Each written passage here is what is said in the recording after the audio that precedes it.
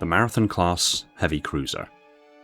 Though designed and fitted out as a straightforward ship of the line, when the UNSC Navy struggled to keep up its strength during the dark days of the Covenant War, many Marathon-class warships were reassigned to the command ship role.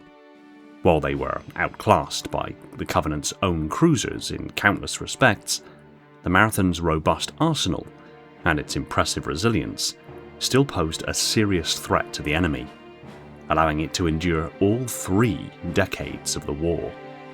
The spiritual and aesthetic successor to the Halcyon, the Marathon's form factor took what worked with the Halcyons and improved nearly beyond recognition, and took what didn't work for the Halcyons and innovated and iterated until the chorus of components, systems, materials, and sheer indomitable firepower sung a warrior's chant of impending destruction for its enemies. So successful was the Marathon and the 11th hour refit to the Pillar of Autumn that the legacy of the Marathon class continues to be vindicated in the evolving conflicts that followed the end of the Human Covenant War, in the form of the Autumn class heavy cruiser. So let's take a closer look at this workhorse of the UNSC Navy's battle assets and more thoroughly understand what made it so successful, what it took from in the past, and what it ultimately carried forward into the future.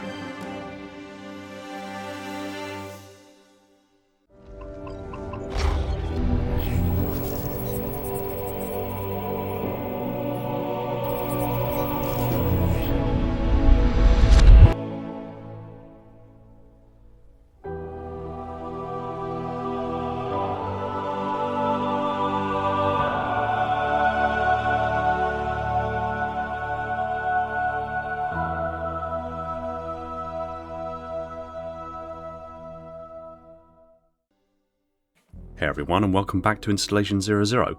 Today we're tackling another most detailed breakdown. This one, as I'm sure you can already tell, is a little bit different. So this video is focusing in on the Marathon class heavy cruiser, a ship first introduced to us back in 2004 in the opening cutscene of Halo 2. It is a battleship through and through, and heralded to be the replacement of the older Halcyon class light cruiser, of which the Pillar of Autumn heralds from. The Marathon was a stark improvement on the Halcyon by a massive margin, but maintained a very similar size, mass, and outward aesthetic appearance, but those similarities are really only skin deep. The issue I encountered when writing the script for this breakdown was that there really isn't a lot of lore available on the specifics of the Marathon.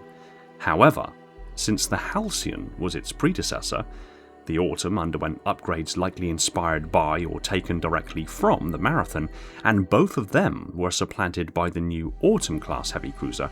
We actually have quite a huge amount of source material that is pertinent to the Marathon, if not explicitly stated as such. But beyond this, there is also a wide range of components and features that are extensively referenced throughout the lore that we can draw direct information from and apply it to the Marathon. For example, we know that the Marathon has a Slipspace drive, we know it has 2 magnetic accelerator cannons, that its armour is titanium A, and we know it's powered by a nuclear fusion reactor. All of these components are very well fleshed out, either in the lore or in the STEM fields. So this breakdown will pull from the rather limited lore of the Marathon, the rather extensive lore of the ships and components that surround it that have been fleshed out in Halo lore, and then pull rather heavily from science, technology, engineering, mathematics, and some modest speculation based on the direction that technology is heading. Many of you will remember when I did the breakdown on the Infinity, it was accompanied by several archive videos that were released thereafter that more extensively explored specific features and components, and then I released a supercut later on with all of it edited together. Well, in writing this script I realised it was fast becoming one of the biggest and most comprehensive scripts I have written to date, tackling some seriously high-level science, technology, engineering, and mathematics, so I pitched a question to my patrons over at Patreon and asked them if they'd prefer I do the same as I did with the Infinity, a breakdown, half a dozen archive videos and then a supercut later on, or an immediate ultra-long form video and then perhaps disseminate videos thereafter. The choice was clear. They wanted to go big or go home. So that's what we've done. If you want exclusive content and have your say alongside some cool merch and joining an awesome community, head over to Patreon and become a member. You'll be keeping the channel alive and well, and I remain exceedingly grateful to every single one of you for following the channel, for liking, commenting, subscribing, and becoming either a Patreon or a YouTube member. It really, really does mean the world to me. And before we fully dive into the video, I'd just like to take a moment to thank CIA391 over at Halopedia for lending a little additional context to some areas of limited lore, Bacon and the Sins of the Prophets mod team for providing impeccable renders and mock-ups, as well as enthralling conversation regarding implied functionality of the Marathon. Also a big thanks to Imperator Vegetarius and the Slipspace mod for Halo Reach.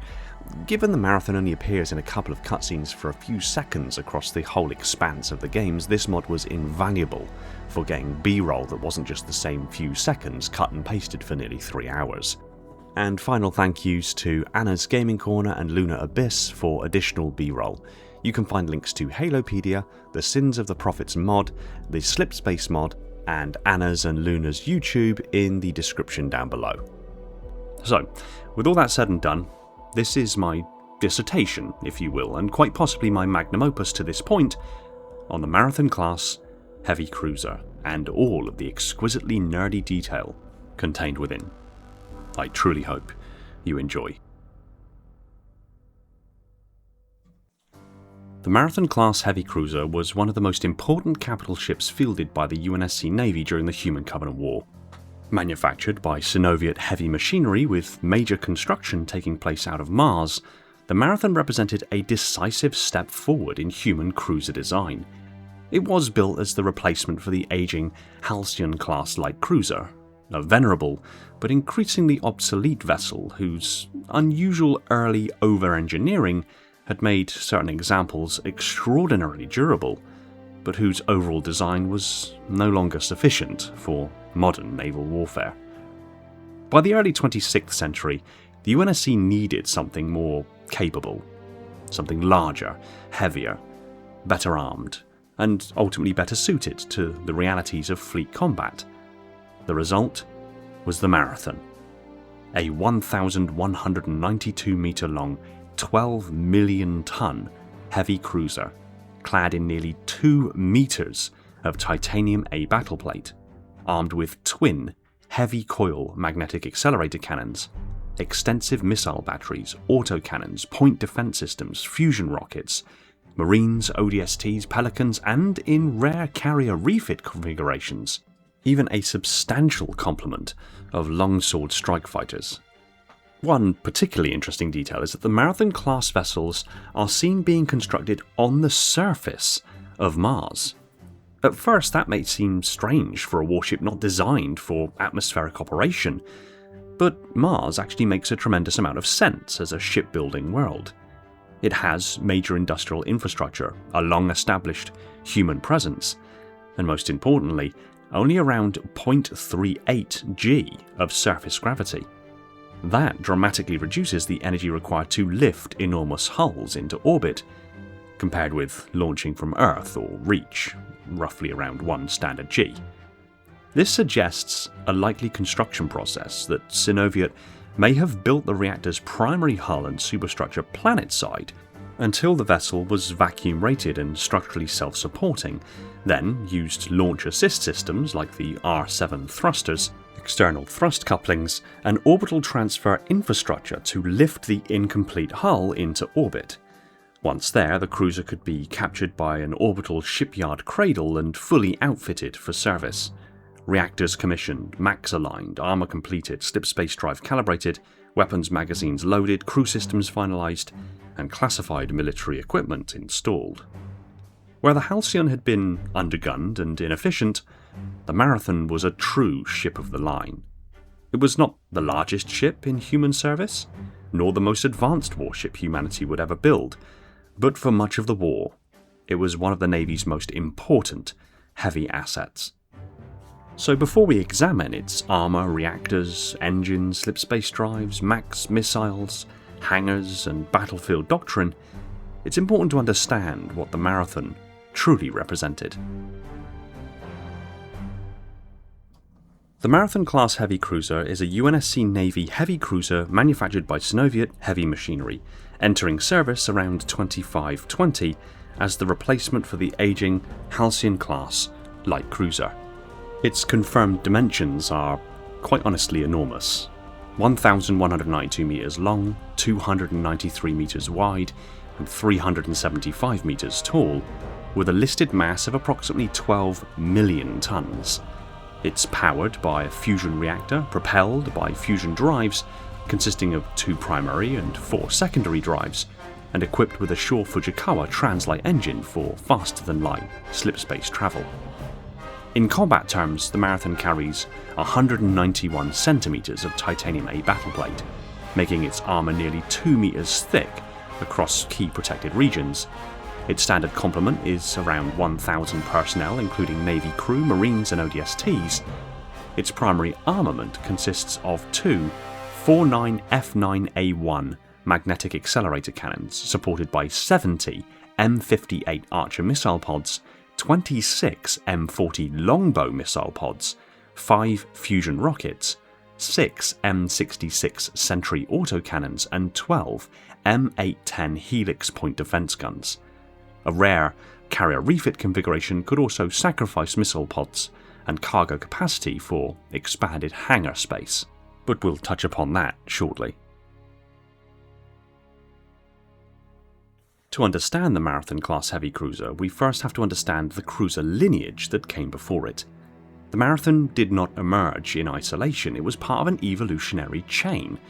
Lessons learned, mistakes corrected, old ideas abandoned, and, in one very unusual case, old ideas vindicated. That lineage began with the Halcyon-class light cruiser. By later UNSC standards, the Halcyon was a peculiar vessel. It was slow, underarmed, expensive to build, and increasingly obsolete by the closing decades of the 25th century. Compared with newer warships, it lacked the power, acceleration, weapons density, and tactical flexibility expected of a frontline capital ship. But the earliest Halcyons possessed one extraordinary feature. The first 11 vessels were built around an extensive internal lattice of hexagonal honeycomb cross bracings.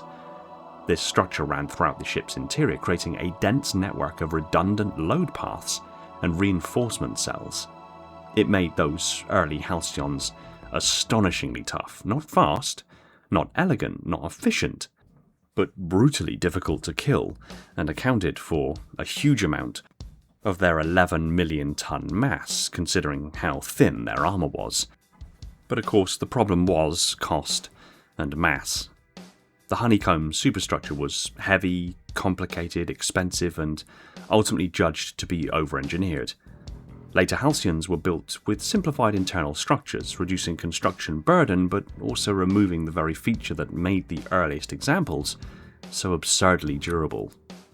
The Halcyon could take punishment, but it could not always return enough of it. So the UNSC moved on, and the answer was the Marathon class.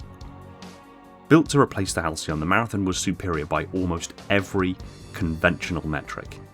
It was larger, heavier, better armed, better protected, more powerful, and far better suited to fleet doctrines of its era. Where the Halcyon had been an awkward, overbuilt light cruiser, the Marathon was a true heavy cruiser, a ship designed to anchor battle groups, serve as a command vessel, and trade fire with enemy capital ships. In many ways, the Marathon was the UNSC correcting the Halcyon's flaws. It didn't replicate the old honeycomb madness, instead it embodied a more practical philosophy. Stronger reactors, better thrust, heavier weapons, thicker armour, greater endurance, and more efficient use of mass. The Marathon was the warship the Halcyon had ultimately failed to become. But then came the Pillar of Autumn.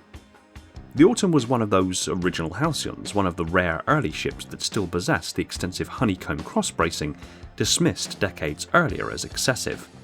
By the time of Operation Red Flag, it was old, obsolete, and little more than a museum piece by frontline naval standards.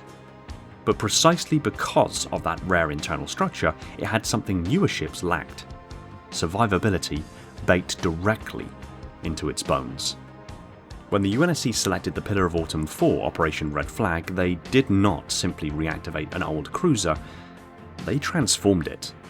The ship received a highly advanced reactor system, improved thrusters, upgraded armaments, a modified mech capable of firing lighter rounds in rapid succession. Many of these upgrades either paralleled, borrowed from, or were informed by systems present aboard newer heavy cruisers like the Marathon. In effect, the Autumn became a hybrid, an old Halcyon skeleton reinforced by its original honeycomb superstructure, filled with late war reactors, propulsion upgrades, modern weapons, and improved combat systems. And it worked far better than anyone had any right to expect. The Pillar of Autumn survived damage that should have destroyed a ship of its class many times over. Its old internal bracing absorbed punishment, while its modernised systems made it tactically relevant in a war where most human ships were hopelessly outmatched. It proved something important. The Halcyon had not been entirely wrong, but also neither had the Marathon. They had simply prioritised different answers to different problems. The Halcyon prioritised survivability at the cost of efficiency and firepower. The Marathon prioritised modern combat effectiveness without the extreme redundancy of the earliest Halcyons. The Pillar of Autumn showed what happened when those philosophies were combined. After the war, that lesson fed into the Autumn class heavy cruiser, the Marathon's eventual successor. The Autumn class drew from the Marathon's heavy cruiser logic: mass, firepower, endurance, reactor output, fleet command capability, while also inheriting the lesson of the Pillar of Autumn, that internal redundancy and the ability to keep fighting after catastrophic damage could decide entire campaigns. So, the Marathon occupies a crucial place in UNSC naval history. It replaced the Halcyon, defined the heavy cruiser role through much of the war, influenced the systems tested aboard the refitted Pillar of Autumn, and was ultimately succeeded by a ship born from the union of Marathon practicality and Halcyon survivability. Like all UNSC warships, the Marathon class was built with a degree of operational flexibility. In its standard configuration, it was a heavily armed combatant, carrying twin mechs, missile batteries, autocannons, point defense systems, armour, cargo, and the endurance needed to serve as the backbone of a battle group. But in rare cases, the Marathon could be reconfigured into a light carrier. This did come at serious cost. Missile pods were removed, cargo bays were sacrificed, and internal space normally reserved for munitions, supplies, spare parts, and logistics was converted into expanded hangar capacity, launch support, maintenance areas, and flight operations. That refit changed the ship's role completely. A standard Marathon was built to trade fire with enemy capital ships. A carrier refit Marathon sacrificed some of its own teeth, so it could carry more claws, so to speak, projecting force through fighters, dropships, and support craft. It was not as powerful as a dedicated carrier, nor as heavily armed as a standard heavy cruiser, but in a war where the UNSC was constantly forced to improvise, that flexibility made it incredibly valuable. No complete internal schematic of the Marathon-class heavy cruiser has ever been published, so any detailed examination of its internal structure has to be treated as informed reconstruction rather than confirmed deck plan fact.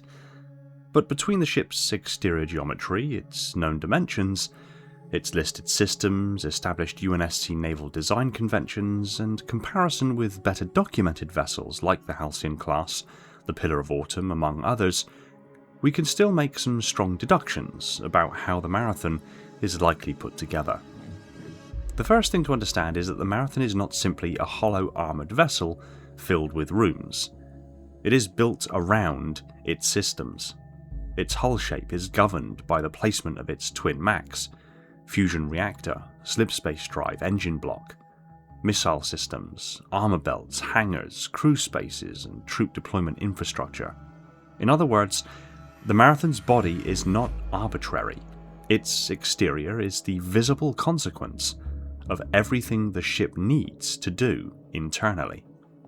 At over a kilometre in length and massing around 12 million tonnes, the Marathon is a vast piece of naval architecture, but despite that scale, the ship is still fundamentally arranged around a central logic: weapons forward, people in deployment amidship, power and propulsion aft. Simple as that. The result is a vessel that can be broadly divided into 5 major internal zones: forward weapons and command, max spine and capacitor galleries, central habitable and deployment spaces, aft midship magazine engineering interface, and aft reactor, slipspace, and propulsion. This is not confirmed as an official deck layout, but it is the layout that makes the most sense for the systems the Marathon is known to carry.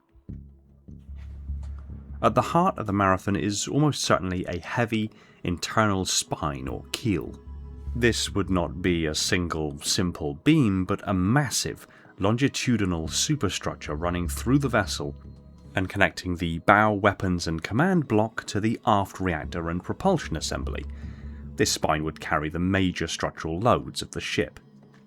It would support the dual max, absorb recoil stresses, distribute thrust loads from the engines, resist torsion during manoeuvres, provide anchor points for armour plating, connect power and coolant systems, and give the entire ship a coherent load-bearing framework. Unlike the earliest Halcyon-class cruisers, the Marathon does not use extensive honeycomb cross-bracing throughout the entire vessel. That early Halcyon design was famously deemed over-engineered, expensive, and unnecessary. But that does not mean the Marathon is lightly built. It simply means its reinforcement is likely more intelligently concentrated. Its strongest structural reinforcements would be found around the twin mag channels, the reactor, engine mounts, slipspace drive, bridge and command spaces, and the thrust load paths. The forward hull of the Marathon is dominated by its two 49 F9A1 magnetic accelerator cannons. These weapons likely run from the forwardmost muzzles back through a substantial portion of the ship, plausibly as much as 2/3 of the overall hull length, similar to the Autumn. Each MAC would require accelerator coils, coolant jackets, magnetic field containment, power buses, loading systems, projectile handling machinery, recoil management structure, access corridors, diagnostic systems, and emergency isolation bulkheads. These are not guns in the simple sense. They are enormous industrial systems, each one running through the forward body of the ship like a spinal weapon. Because the Marathon mounts 2 of them, the forward superstructure must be exceptionally rigid. Any flexing, distortion, or misalignment along the MAC channels could affect accuracy, efficiency, and above all, safety.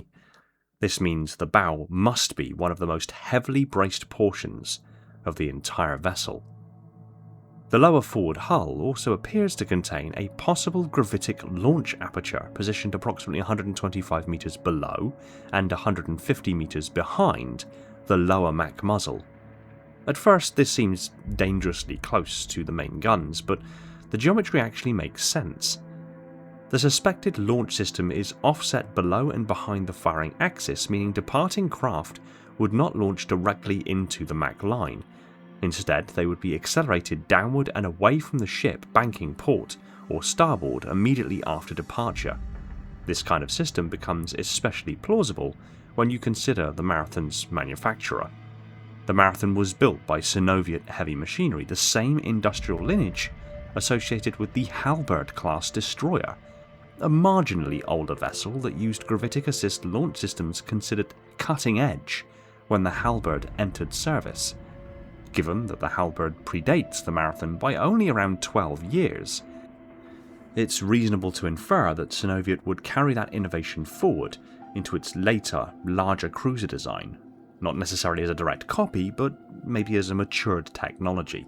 Scaling the ships to each other shows clearly that the tubular structures are nearly identical in size and shape, and when introducing models of different fighters and even pelicans, it becomes clear that these smaller craft would be able to fit within the structure, held in place by the gravitic fields. So the forward aperture may not be a full hangar in itself, It may be a Gravitic launch assist system, a dedicated egress throat connected to an internal craft transfer network designed to accelerate Pelicans or other small craft out of the ship quickly, cleanly, and along safe, downward departure vectors. The Marathon's bridge appears to sit toward the forward ventral section of the ship. This makes sense for a heavy cruiser intended to serve as a formation anchor or command vessel. But the true command complex is likely not as exposed in a way a civilian bridge might be. UNSC warships are combat vessels after all, and a Marathon's command spaces would be heavily protected, likely buried beneath armour and surrounded by sensor feeds, tactical displays, hardened communication systems, and AI interfaces. The visible bridge structure may mark the location of the command deck, but the actual command architecture likely extends much deeper into the ship. This area would include the main bridge, Combat Information Center or CIC, weapons coordination, navigation, communication, sensor management, AI interface, damage control coordination, fleet command stations, captain's ready room, and possibly flag officer spaces in command configurations. So while the bridge is the outwardly most visible portion of the command deck, it represents a much larger command architecture. Even the thick windows of the bridge itself have blast doors that can close around it, and the thick armour plating around the bridge and command area ensures that the vessel can take brutal punishment and still remain operationally effective. Behind the forward MAC channels would sit the power storage and loading infrastructure required to make those weapons work. The Marathon's fusion reactor produces sustained power, but a MAC requires pulsed power, a sudden, enormous discharge into the accelerator coils. That means the ship must contain large capacitor banks or equivalent energy storage systems positioned along the MAC power architecture. These capacitor galleries would likely be distributed rather than connected in a single, vulnerable compartment. Some would sit along the aft portions of the MAC channels, close enough to feed the coils efficiently, while the main charge conditioning equipment would be positioned further aft, nearer the reactor and power distribution systems. MAC ammunition storage would likely sit behind the guns, in the central or aft midship region. The rounds would be fed into loading systems that serve both accelerator channels. This area would need heavy armour, blast insulation, automated handling machinery, and emergency jettison or venting systems. For a twin MAC cruiser, redundancy would be utterly essential. The Marathon likely has two independent ammunition feeds, or maybe a central magazine capable of feeding both guns through separate loading paths. A single loader failure should not disable both MACs if the ship can avoid it. The midship section is probably the most complex portion of the Marathon. This is where the ship becomes more than a weapons platform, it becomes a military habitat. The central hull likely contains crew quarters, barracks, marine and ODST spaces, mess halls, medical facilities, armories, logistics compartments, cryobays, damage control stations, internal transport corridors, Pelican support areas, SOEV infrastructure, and access to evac stations. This positioning seems to make the most sense, at least. Crew spaces should not be too close to the reactor, engine manifolds, or missile magazines, but they also need access to duty stations, hangars, armories, medical bays, deployment systems, and evacuation routes. The Marathon's visible hull suggests that the habitable portions are concentrated around the central and forward midship areas, which aligns with the possible placement of lifeboat bays, escape pods, hangars, and troop deployment systems. This central region would be divided by pressure bulkheads, blast doors, armoured corridors, and emergency partitions. A warship this size cannot treat its interior as one connected volume. It must be able to seal damaged sections almost instantly, reroute personnel, isolate fires, preserve atmosphere, and keep command paths open even when parts of the ship are depressurized. The Marathon's hangar arrangement is one of the most interesting parts of its possible internal layout.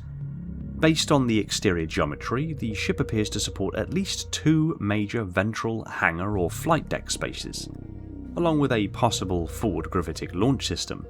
Again, this is the appearance of the situation and may not necessarily represent the canon, and of course may be retconned in the future. The first is a rear ventral hangar, located further aft on the belly of the ship directly below and slightly ahead of the lower thrust assembly.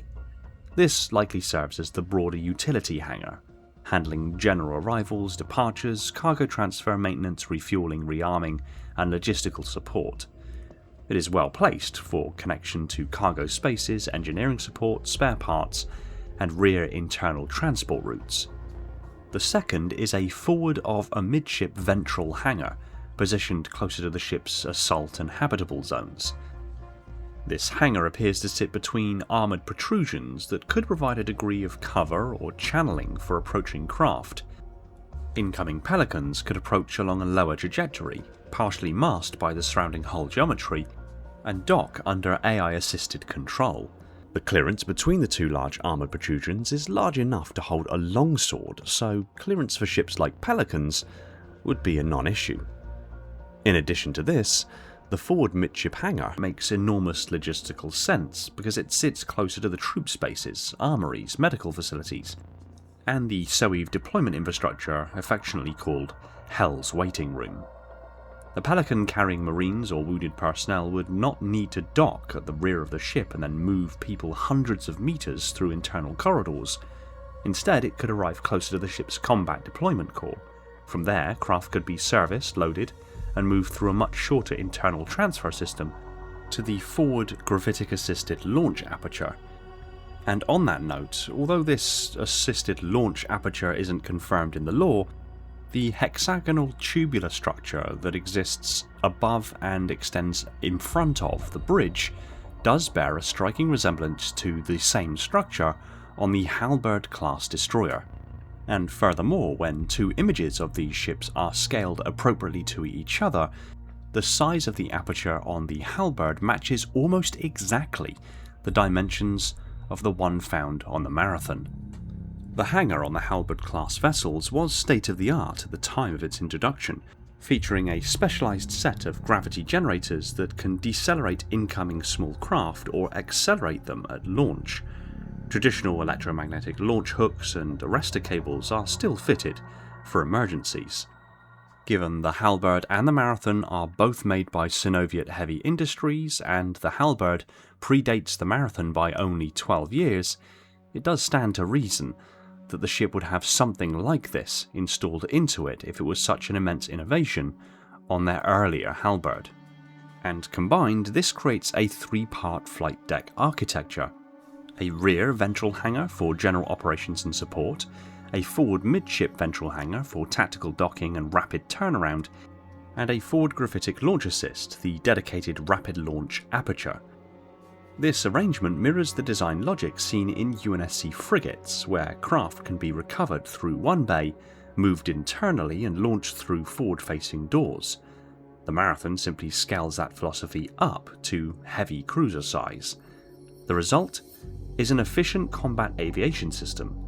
This is exactly the kind of flight deck logic Synoviet would plausibly refine from the Halberd into the Marathon. The Marathon's belly also contains Hell's Waiting Room, the ODST staging and deployment area. Its location is the midship ventral region. This area would include ODST ready rooms, armour and weapons racks, mission briefing stations, SOEV loading gantries, drop pod launch tubes, squad staging areas, medical standby, tactical displays, and drop trajectory systems. From here, ODSTs can be loaded into SOEVs, single-occupant exo-atmospheric insertion vehicles, and fired toward a planet. On the belly of the Marathon, a set of 6 bay doors seal in Hell's Waiting Room itself, a room made up of a series of gantries giving access to SOEV drop pods on automated rotating rack mounts, a total of 3 racks high on both the port and starboard side. For each externally visible set of bay doors, there are mounting and launch grapples for 36 SOEV drop pods on each of the 3-tiered stack of automated rotating rack mounts, giving a total launch capacity of 216 SOEV drop pods at a time from the bay. After launch, the bay could then be sealed and each of the 216 now empty mounting points could now be restocked with new SOEVs. Diagrams and visualization renders of Hell's waiting room on the Marathon from Halo ODST, acquired from Stephen Loftus, a scale modelling hobbyist who collaborated with Halo for the Essential Visual Guide, Halo Mythos, and Halo Warfleet, to name a few, show a detailed look at the rack mounts themselves and how they fit within the Marathon. In these examples, there are 17 locations across both the port and starboard, with 6 pods per section totaling 204 drop pods. However, it is noted that there is a missing section on the in-game models unseen from Alpha 9's position. It stands to reason then that, barring a structural issue, the Marathon itself would actually include these missing locations, totaling 18, meaning the earlier 216 SOEV drop pods would in fact be possible. It's also worth noting that, similarly to other playable areas in-game, the pod room doesn't actually fit fully within the Marathon, and is interrupted by the expected area of the second hangar bay and the belly armour. Hypothetically, the launch bay could be positioned slightly further back, scaled slightly differently in practice to fit within the Marathon more unintrusively, or even moved to the slanted profile on the belly, highlighted here, with gravity plates in the deck maintaining an expected gravity gradient despite being an incline of 25 degrees. This would allow the drop bay to fit within the Marathon without intruding upon the hangar bay, and still maintain a central position on the ship. But again, this is purely speculative until canonised. The reactor complex likely sits in the aft midship to the aft section, buried inside an armoured engineering citadel rather than exposed directly at the stern. This area would include the main fusion reactor, auxiliary reactors, direct energy conversion systems, cryogenic cooling, liquid metal loops, water or hydrogen coolant systems, plasma manifolds, power conditioning rooms, radiation shielding, engineering control, emergency venting systems, maintenance access, and reactor scram systems. The reactor must sit close enough to the engines to feed plasma to the drive manifolds, close enough to the Mach power network to recharge the guns, and close enough to the Slipspace drive to support translight operation. But it also needs to be buried deeply enough that a single hit to the stern does not immediately kill the ship. The Slipspace drive would likely be located near this same protected core. A Shore Fujikawa translight engine is not a peripheral system. It requires enormous power, exact field stability, navigational integration, and likely coordination with the ship's inertial and gravitic architecture. It belongs near the heart of the vessel, not near the outer hull. The aft section of the Marathon is visually dominated by its massive twin primary fusion drives and secondary thruster assemblies. This entire rear block should be thought of as a single propulsion citadel.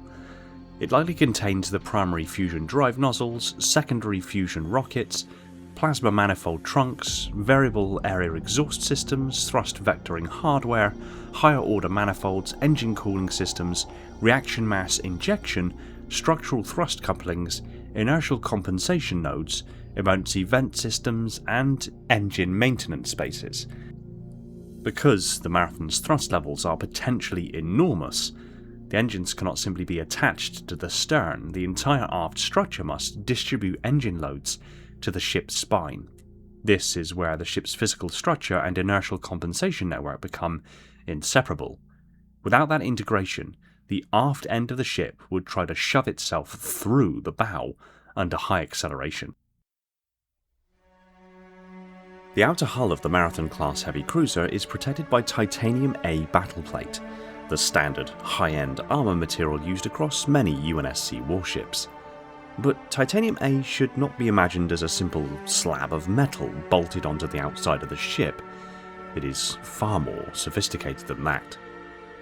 At its foundation is Titanium-50, a high-grade isotope of titanium mined in significant quantities from Reach. This material is then specially strengthened and reinforced at the molecular level, producing a form of armour that is not simply tough because it is thick, but because its internal structure has been engineered to resist different kinds of violence in different ways. On the Marathon, this matters enormously because the ship's listed armour thickness is approximately 191 centimetres. That's almost 2 metres of titanium A battleplate protecting a warship already massing 12 million tonnes. But that figure should not be treated as 2 metres of ordinary titanium. It is better understood as an integrated armour system, a multi-layered protective skin composed of molecularly strengthened titanium alloy, reinforcement structures, thermal management layers, shock hardening fluids, breach sealing compounds, and internal hull support. The canon description of titanium A gives us several important ingredients. It consists of the high-grade titanium 50, reinforced at the molecular level with stacked nanotubes, elastic polymer composites, and intermetallic laminates. It is designed to withstand hypervelocity projectile impacts and directed energy attacks. The plates are typically dull grey in colour and embedded with thermal superconducting radiators used to radiate thermal energy away from the ship and into space. Between individual armour plates are shock hardening fluids and encapsulated healing agents, helping reduce sprawl and automatically seal small hull breaches. That means the Marathon's armour is not passive, it is semi-reactive. Not reactive in the explosive sense of modern tank armour, but reactive in the material science sense. It changes behaviour depending on the damage being applied to it. When struck by a high-velocity projectile, the titanium A must resist penetration, but it must also avoid shattering. A brittle armour plate can be extremely hard, and still fail catastrophically if it cracks, fragments, or transmits too much shock into the hull beneath. So, the armour must possess a carefully tuned balance of hardness, toughness, ductility, and thermal stability. This is where the likely alloy behaviour becomes very important. The best extrapolation of specific material property is that titanium A may be a titanium 50 grade 38 alpha-beta phase alloy, heat-treated and molecularly refined to maximise strength, toughness, ductility, creep resistance, and high-temperature performance. The reasoning is that alpha-beta titanium alloys give a useful combination of strength, toughness, and formability, while heat treatments such as annealing, stress relieving, and precipitation hardening would improve fracture toughness, dimensional stability, and yield strength. A Marathon does not merely need armour that is hard, it needs armour that can deform locally without failing globally. It needs plating that can absorb impact energy over time and area, spreading the damage of a projectile strike into a larger portion of the hull rather than allowing a clean puncture. It needs material that can tolerate thermal cycling because one side of the plate may be heated by weapons fire, while the other remains connected to an internal ship structure that must not warp, buckle, or delaminate. Against Covenant plasma, titanium A appears to behave partly as an ablative armour. That means the outer layer of material sacrifices itself. It vaporizes, chips, boils, or erodes away, carrying heat and energy away from the deeper structure beneath. This doesn't make the armour immune to plasma. Quite the opposite, it means the armour survives by dying in layers. The outer layer takes the punishment, boils away, and buys time for the inner layers to remain intact. Titanium A is not a magical shield of sorts, it's a timer. Every impact removes material, every molten scar reduces future protection, every second under sustained fire reduces overall protection. This is why UNSC warships could sometimes endure Covenant fire briefly, but could not simply trade blows forever.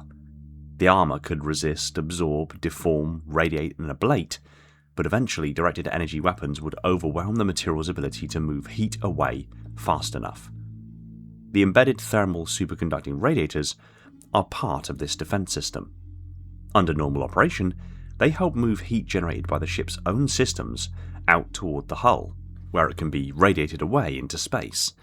This is vital aboard any spacecraft because in vacuum, heat cannot be removed by convection.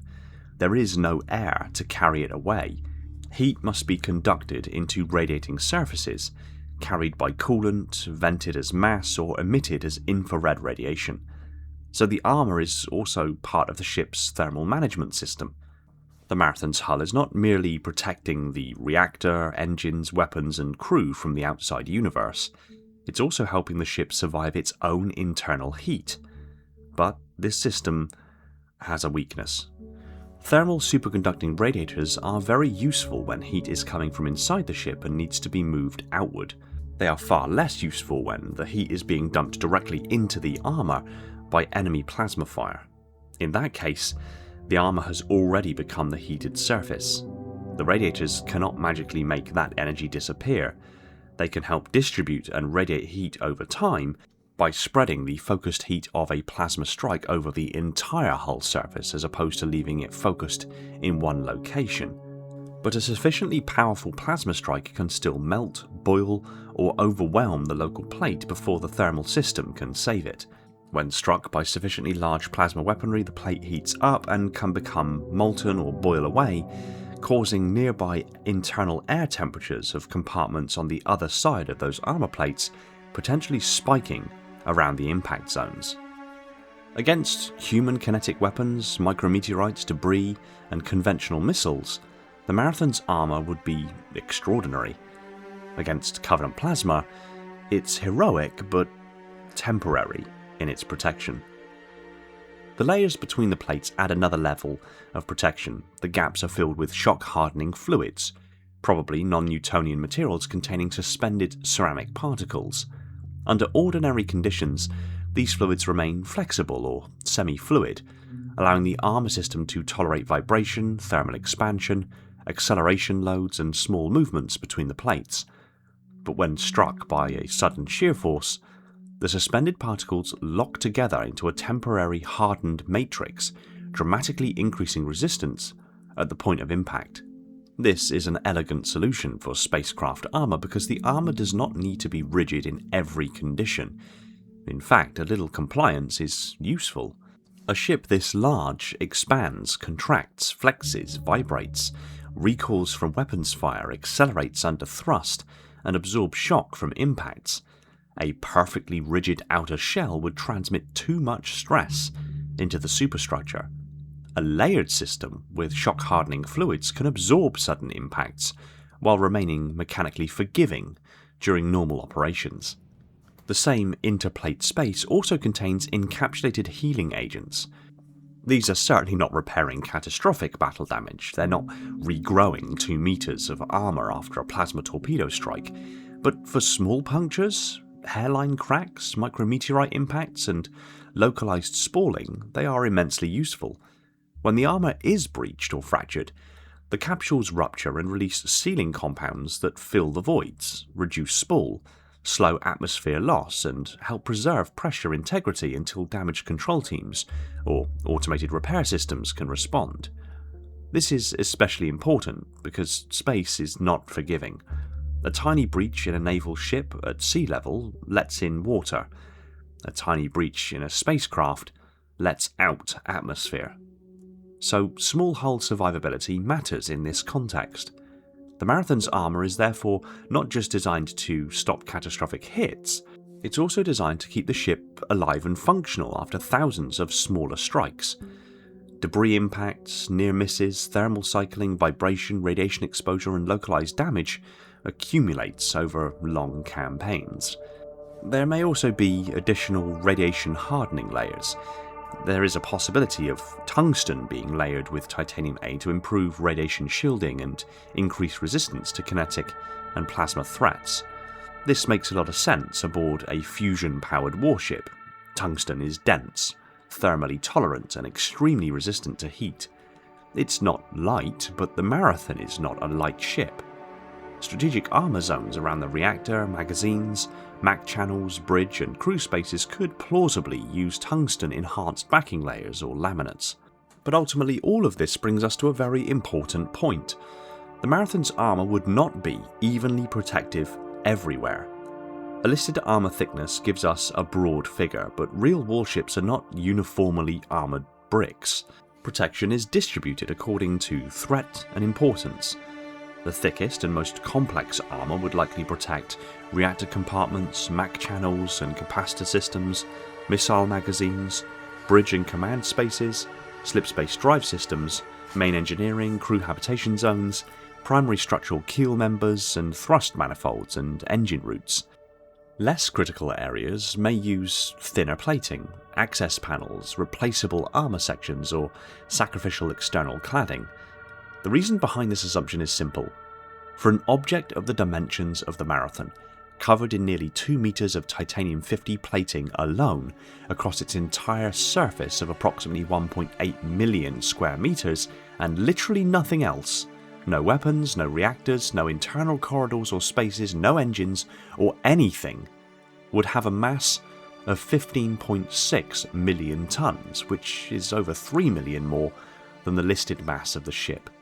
So it's impossible that the entire ship is covered in 2 meters of titanium-50. The average or listed thickness gives us the scale of protection, but the actual armour scheme would be strategic, as the Marathon is a heavy cruiser and is thus expected to enter fleet combat. It's expected to take hits, it's expected to keep fighting after damage that would cripple smaller vessels. Its armour is not there to make it invulnerable. It's there to give the crew time. Time to bring the Marathon's immense armament to bear. Time to hopefully destroy the enemy before the enemy destroys them. Time to survive. The Marathon is, in the simplest terms, powered by nuclear fusion. But that statement alone doesn't really capture the scale of what's happening. A Marathon is a ship of truly monumental proportions. To put it into context, the largest naval ship in history is the Gerald R. Ford class aircraft carrier, a ship that is 1,100 feet or 337 meters in length and displaces 100,000 tons. The Marathon then is over 3.5 times longer and at least 120 times heavier. To keep a vessel this large operational and give the immense levels of power and energy demanded by its incredible thrust system, its insanely large and powerful main guns, its faster than light engine, and all of its internal systems, you need a proportionally massive power source. So, the reactor aboard the Marathon isn't merely a power plant, it's the central energetic organ of the entire ship, one that provides electrical power and propulsion energy. It produces fusion plasma, it feeds the thrust system, charges weapons, supports artificial gravity, powers slipspace translation, and in emergency states, it likely becomes the single most dangerous component aboard the vessel. This is why the reactor should be treated as the starting point for almost every major system aboard the Marathon. Nuclear fusion is the process by which two light atomic nuclei combine to form a heavier nucleus, releasing energy in the process. Fusion occurs in plasma, a superheated charged gas made of ions and free electrons. The International Atomic Energy Agency describes fusion as the process of light nuclei combining into heavier nuclei while releasing enormous energy, with the reacting fuel held in the plasma state. The reason fusion releases energy is that the products of the reaction have slightly less mass than the reactants.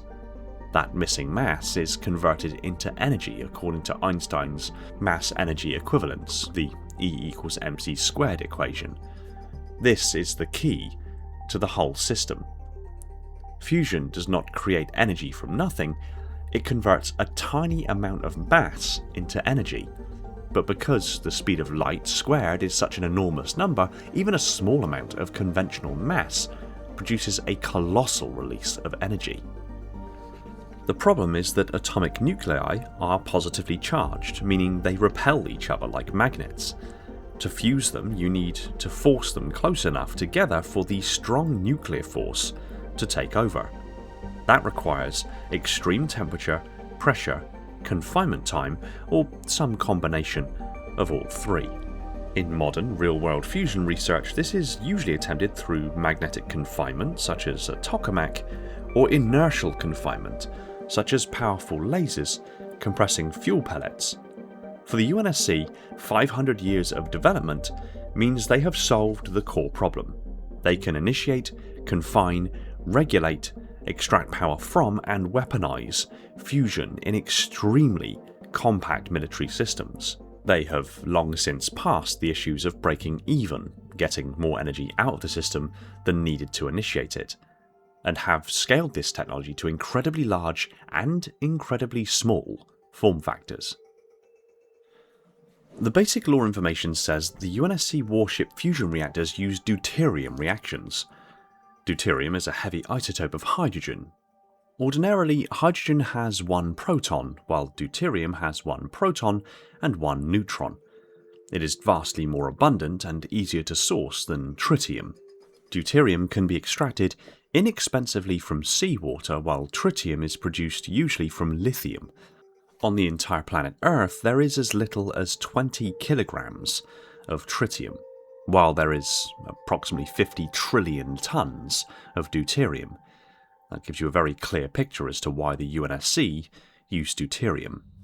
A navy that spans human space cannot depend entirely on rare, unstable tritium stockpiles unless it has an extremely mature breeding and logistics network.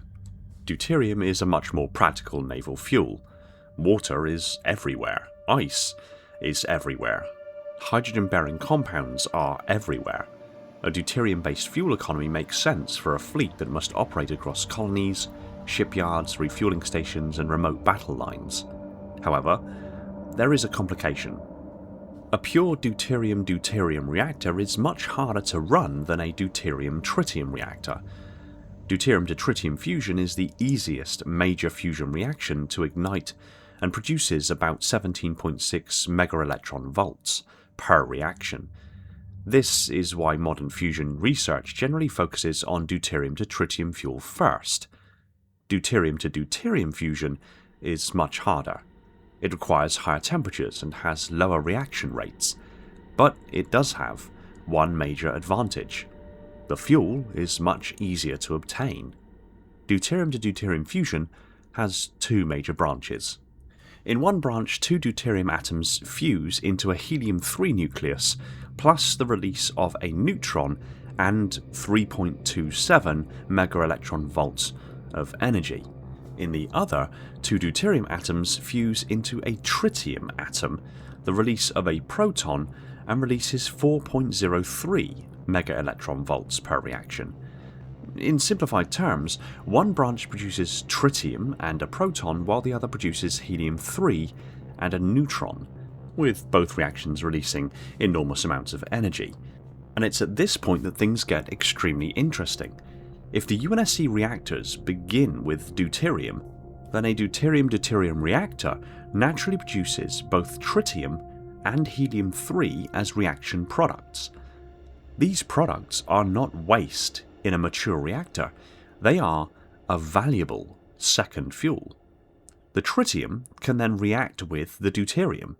The deuterium plus the tritium then moves over to become a helium-4 nucleus with the release of a neutron and 17.6 megaelectron volts, and the helium-3 can also react with the deuterium, creating a helium-4 nucleus, the release of a proton, and 18.3 megaelectron volts. From this, we can reasonably expect that the Marathon may use a deuterium-fed reactor whose internal fuel cycle produces tritium and helium-3 and then burns those secondary products in follow-on reactions to increase total energy yield. In truth, in a practical application, there may not even be a choice. Deuterium to deuterium reactions occur at higher temperatures and pressures than deuterium-tritium and deuterium-helium-3 reactions. So once these fuels are bred within the reactor, it's not like they just sit there. They will spontaneously undergo further reaction.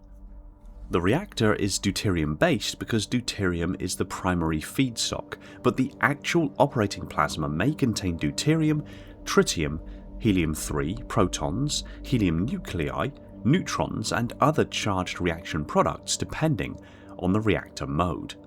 This is a much more sophisticated system than a simple one-reaction power plant. We are not told the exact configuration aboard the Marathon, but the sources give us enough to infer the broad family. The primary component of a human fusion drive is an inertial electrostatic fusion reactor, or a series of such reactors, generating superheated plasma within magnetic containment. Inertial electrostatic fusion suggests the UNSC reactor is not simply a modern tokamak scaled down, or indeed scaled up. It likely uses intense electric fields to accelerate ions towards a fusion region, with magnetic containment controlling the resulting plasma. This would fit a spacecraft much better than a vast terrestrial power plant, because it could be more compact, more directly coupled to exhaust flow, and more suited to charged particle energy conversion. A plausible Marathon reactor architecture might therefore include deuterium injection and isotope management, ionization chambers, electrostatic ion acceleration, magnetic confinement fields, central fusion plasma zones, charged particle separation, direct energy conversion grids, neutron-absorbing blanket materials, liquid metal cooling loops, plasma exhaust diverter channels, drive manifold feeds, emergency venting paths, reactor shielding and armor insulation, and automated AI-mediated plasma control. The reactor likely resembles a hybrid of several real and speculative systems. It's part tokamak because of the magnetic confinement. It's part inertial electrostatic fusion device because of electrostatic ion acceleration. It's part direct fusion drive because plasma products are channeled for thrust. It's part naval reactor because it must survive shock, battle damage, and violent maneuvers. And it's part pulsed power plant because it must support Mach charging and high transient loads. For ship electronics, the Marathon likely uses electrostatic direct energy conversion. Charged particles from the fusion reaction are ordered into a beam, separated by charge and energy, and then slowed across graded electrostatic fields or collector grids. As the charged particles decelerate, their kinetic energy is converted directly into electrical power. This is actually not pure fiction. NASA has explored direct nuclear energy conversion concepts for space applications, including systems that use charged particle beams and travelling wave direct energy converters. A conventional power plant usually turns heat into mechanical motion, and then mechanical motion into electricity. Basically, the boiling of water into high pressure steam, which turns turbines, the mechanical motion, which then would turn a generator, turning mechanical motion into electricity. But that means that energy is lost at every single stage. But fusion products are often charged particles already moving at enormous speeds.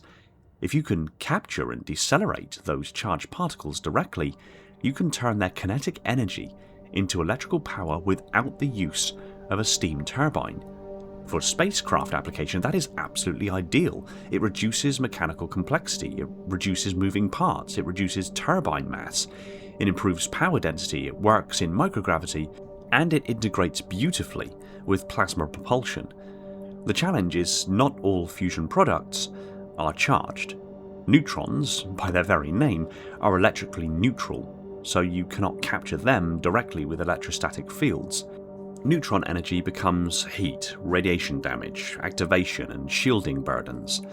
That means the Marathon's reactor must still have heavy thermal extraction and radiation absorption systems. This is the reason that deuterium to helium-3 follow-on burning is attractive. Deuterium to helium-3 produces high-energy protons and helium-4, meaning more of the energy emerges in charged particles. However, if the system starts from deuterium to deuterium, neutron production remains unavoidable because one deuterium-deuterium branch produces a neutron, and deuterium to tritium reactions produce high-energy neutrons as well. So the Marathon reactor is likely a compromise. Directly convert as much charged particle energy as possible and then capture the neutron and waste heat burden through blanket, shielding, coolant loops, and radiators. The plasma itself may be tens or hundreds of millions of degrees, but it does not melt the reactor because the plasma is not supposed to touch the walls. It is suspended, shaped, compressed, and contained by magnetic or electrostatic fields. The moment confinement fails, the plasma touches material surfaces, and those surfaces die. Modern fusion reactors use an elaborate cooling and plasma-facing components to survive intense heat loads, particularly around diverters, components designed to handle exhaust plasma and impurities from the core. For the Marathon, cooling has to happen in several layers. If the reactor uses superconducting magnetic confinement, then the magnets must be kept extremely cold. This likely requires cryogenic helium or advanced cryogenic coolant circulating through the superconducting magnet assemblies. This creates one of the strangest engineering contrasts aboard the ship. One part of the reactor must be hotter than the core of a star, while the other part must be kept close to absolute zero. That is fusion engineering in a sentence. The plasma needs extreme heat, the superconducting magnets need extreme cold. The structure between them needs extreme insulation, and the ship around them needs to remain habitable. The most important cooling system is not a coolant at all. It is the physical absence of contact. The plasma is held away from the material surfaces by magnetic and electrostatic fields. This gap is what prevents the reactor walls from instantly vaporizing. The same principle likely applies inside the Marathon's drive manifolds. The fusion plasma being routed to the engines must be magnetically suspended inside the conduits, not physically touching the walls like normal hot gas in pipes. If plasma touched the drive manifold walls directly, the conduits would melt or ablate under sustained thrust. So, the reactor and engines are likely built around field-lined plasma channels. Even with magnetic confinement, some heat and particles must be removed. Modern fusion reactors use diverters and plasma-facing components to handle exhaust, impurities, and thermal loading. The Marathon likely uses analogous systems in two places: inside the reactor core to remove helium ash, neutron heat, impurities, and plasma exhaust, and inside the drive manifolds to handle fusion plasma routed towards the thrusters. These surfaces would be some of the most heavily engineered components aboard the ship. They would need high melting point materials, active cooling channels, erosion-resistant surfaces, electromagnetic shielding, replaceable sacrificial liners, thermal shock tolerance, radiation resistance, and maybe liquid metal wet walls. Conventional UNSC fusion reactor cooling is described as transferring excess heat to a chemical agent and then venting it to space. The Pillar of Autumn's refit replaced this with a laser-induced optical slurry of ions chilled to near absolute zero, which removed reliance on expendable chemical thermal control substances. That suggests older or more standard UNSC ships, including the Marathon, likely still used more conventional, expendable or circulating coolant systems. Water is a strong candidate because it is abundant, high heat capacity, useful for reaction mass, and easy to store. Water could be used to cool the reactor whilst also preheating it, before being routed through to the thruster modules, where it is added to the exhaust manifolds, giving vital reaction mass to the exhaust of the ship, aiding in overall thrust due to the conservation of energy and the mass energy equivalence principle. Just having the thrusters of the ship on and working would help cool the reactor. So the Marathon likely uses water and hydrogen in three ways: as a heat sink fluid, as a reaction mass, and as an emergency thermal dump material. During ordinary operation, coolant loops absorb heat and transfer it to radiators, heat exchangers, thermal sinks or drive exhaust systems. During combat or overdrive, overheated coolant may be vented into space, carrying heat away as expendable mass. Gaseous helium is another excellent candidate. It is chemically inert, remains useful across extreme temperature ranges, and is commonly associated with cryogenic and high-temperature engineering systems. A Marathon reactor may use helium loops for magnet cryogenic systems, heat extraction from reactor-adjacent structures, high-temperature gas cooling, tritium management systems, and thermal buffering around sensitive superconducting components. Liquid metals are especially attractive for a warship reactor. Lithium would possibly be a liquid metal that the reactor would use for cooling directly behind the interior superconducting walls of the reactor, as it serves a few functions beyond just heat management. Yes, it can absorb heat, but it can also absorb neutrons and can potentially breed tritium. It can act as a radiation blanket, and it can help protect the reactor structures from neutron damage. This is directly relevant because tritium breeding from lithium is a major part of real-world deuterium to tritium fusion planning. So a Marathon reactor could plausibly contain a liquid lithium blanket around the fusion core. This blanket would capture neutrons from deuterium to deuterium reactions and deuterium to tritium reactions, convert some of that neutron energy into heat, and produce tritium for re-injection into the plasma. This is an extremely elegant, self-sustaining cycle. Deuterium feeds the reactor. Deuterium reactions produce tritium, helium-3, protons, and neutrons. Neutrons are absorbed by lithium blankets. Lithium breeding produces more tritium. Tritium reacts with deuterium for higher energy yield. Helium-3 can react with deuterium for charged particle-rich output. Charged products are partially converted directly into electricity. Thermal products are captured by coolant loops. Plasma products are routed into propulsion. Basically nothing is wasted. The older Halcyon class reactors are stated to have produced only around 10% of the output of modern military reactors by 2552. The Mark II Hanley-Messer DFRs used on the Halcyon class light cruisers are obsolete by 2552, providing only a tenth of the power generated by modern reactors. The Marathon was not merely larger than the Halcyon, it represented a generational jump in power density. That meant stronger thrust, higher sustained acceleration, greater weapons power, more capable artificial gravity, more robust inertial compensation, more powerful sensors, better thermal cycling, more combat endurance, and enough surplus output to support twin max and heavy missile systems. This also explains why the Pillar of Autumn needed such an extreme refit. The Halcyon hull was tough, but the original power plant was no longer adequate. To function in the late war special operations, it needed modernised reactors and cooling. The Marathon, by contrast, was already born into that modern reactor generation. That's not to say that the Autumn's experimental reactor and cooling system were taken directly from the Marathon-class heavy cruiser, but likely took many major components. The fact that this experimental architecture performed so well during the Autumn's operational life is precisely the reason why it was adopted for the Marathon's eventual successor, the Autumn-class heavy cruiser. The Marathon's reactor is inseparable from the fusion drive. Plasma is channeled into exhaust manifolds and expelled through engine nozzles with added water or hydrogen reaction mass. This drive system also uses inertial electrostatic containment or higher order manifolds to mitigate fusion backblast, with magnetic fields and thrust vectoring plates improving maneuverability.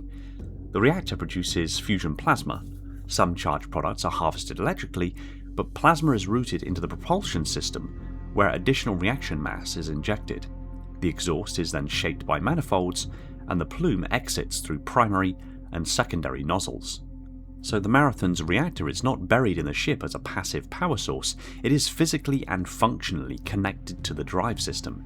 The ship's engineering spaces likely sit around the reactor and plasma routing architecture, with immense conduits feeding aft into the thruster assemblies. The reactor also powers the twin max of the Marathon. A magnetic accelerator cannon does not require continuous thrust-like power output, it requires enormous pulsed power. That means the reactor likely charges intermediate energy storage systems, capacitor banks, superconducting loops, or liquid metal capacitance cells. The operation of the orbital defense platforms already describes the logic of taking constant reactor output and converting it into a pulsed discharge suitable for Mach fire. The ODP uses liquid metal capacitance cells to turn reactor output into rapid, high-energy weapons discharge.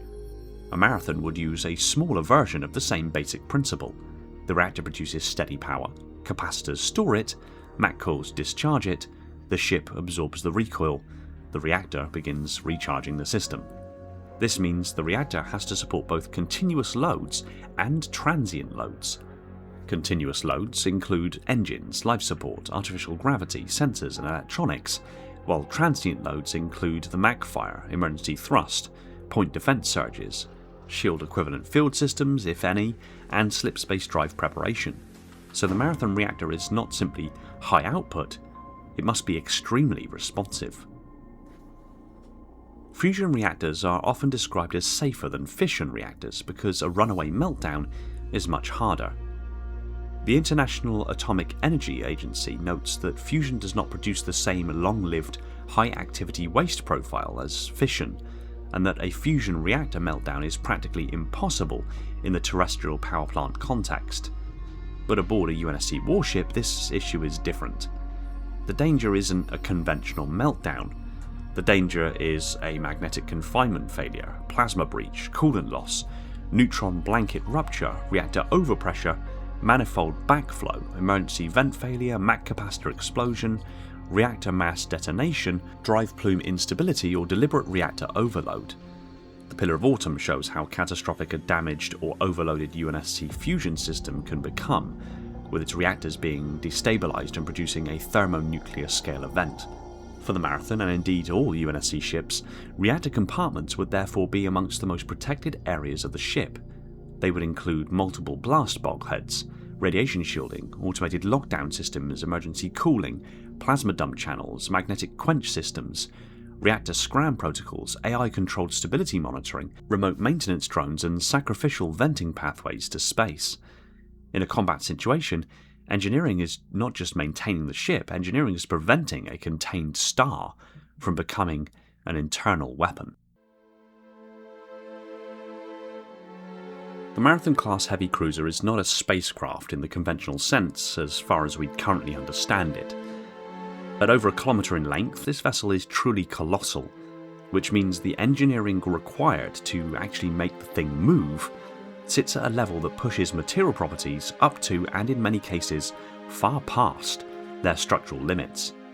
And yet, on-screen evidence demonstrates the Marathon-class vessels are capable of meaningfully high-velocity movement, with the fastest directly observed figure currently sitting at approximately 3.854 kilometers per second, a speed I directly calculated by looking at all examples of the Marathon we've physically seen in cutscenes or footage from every official lore source, watching how long it takes the ship to move its own length, and then calculating velocity from that.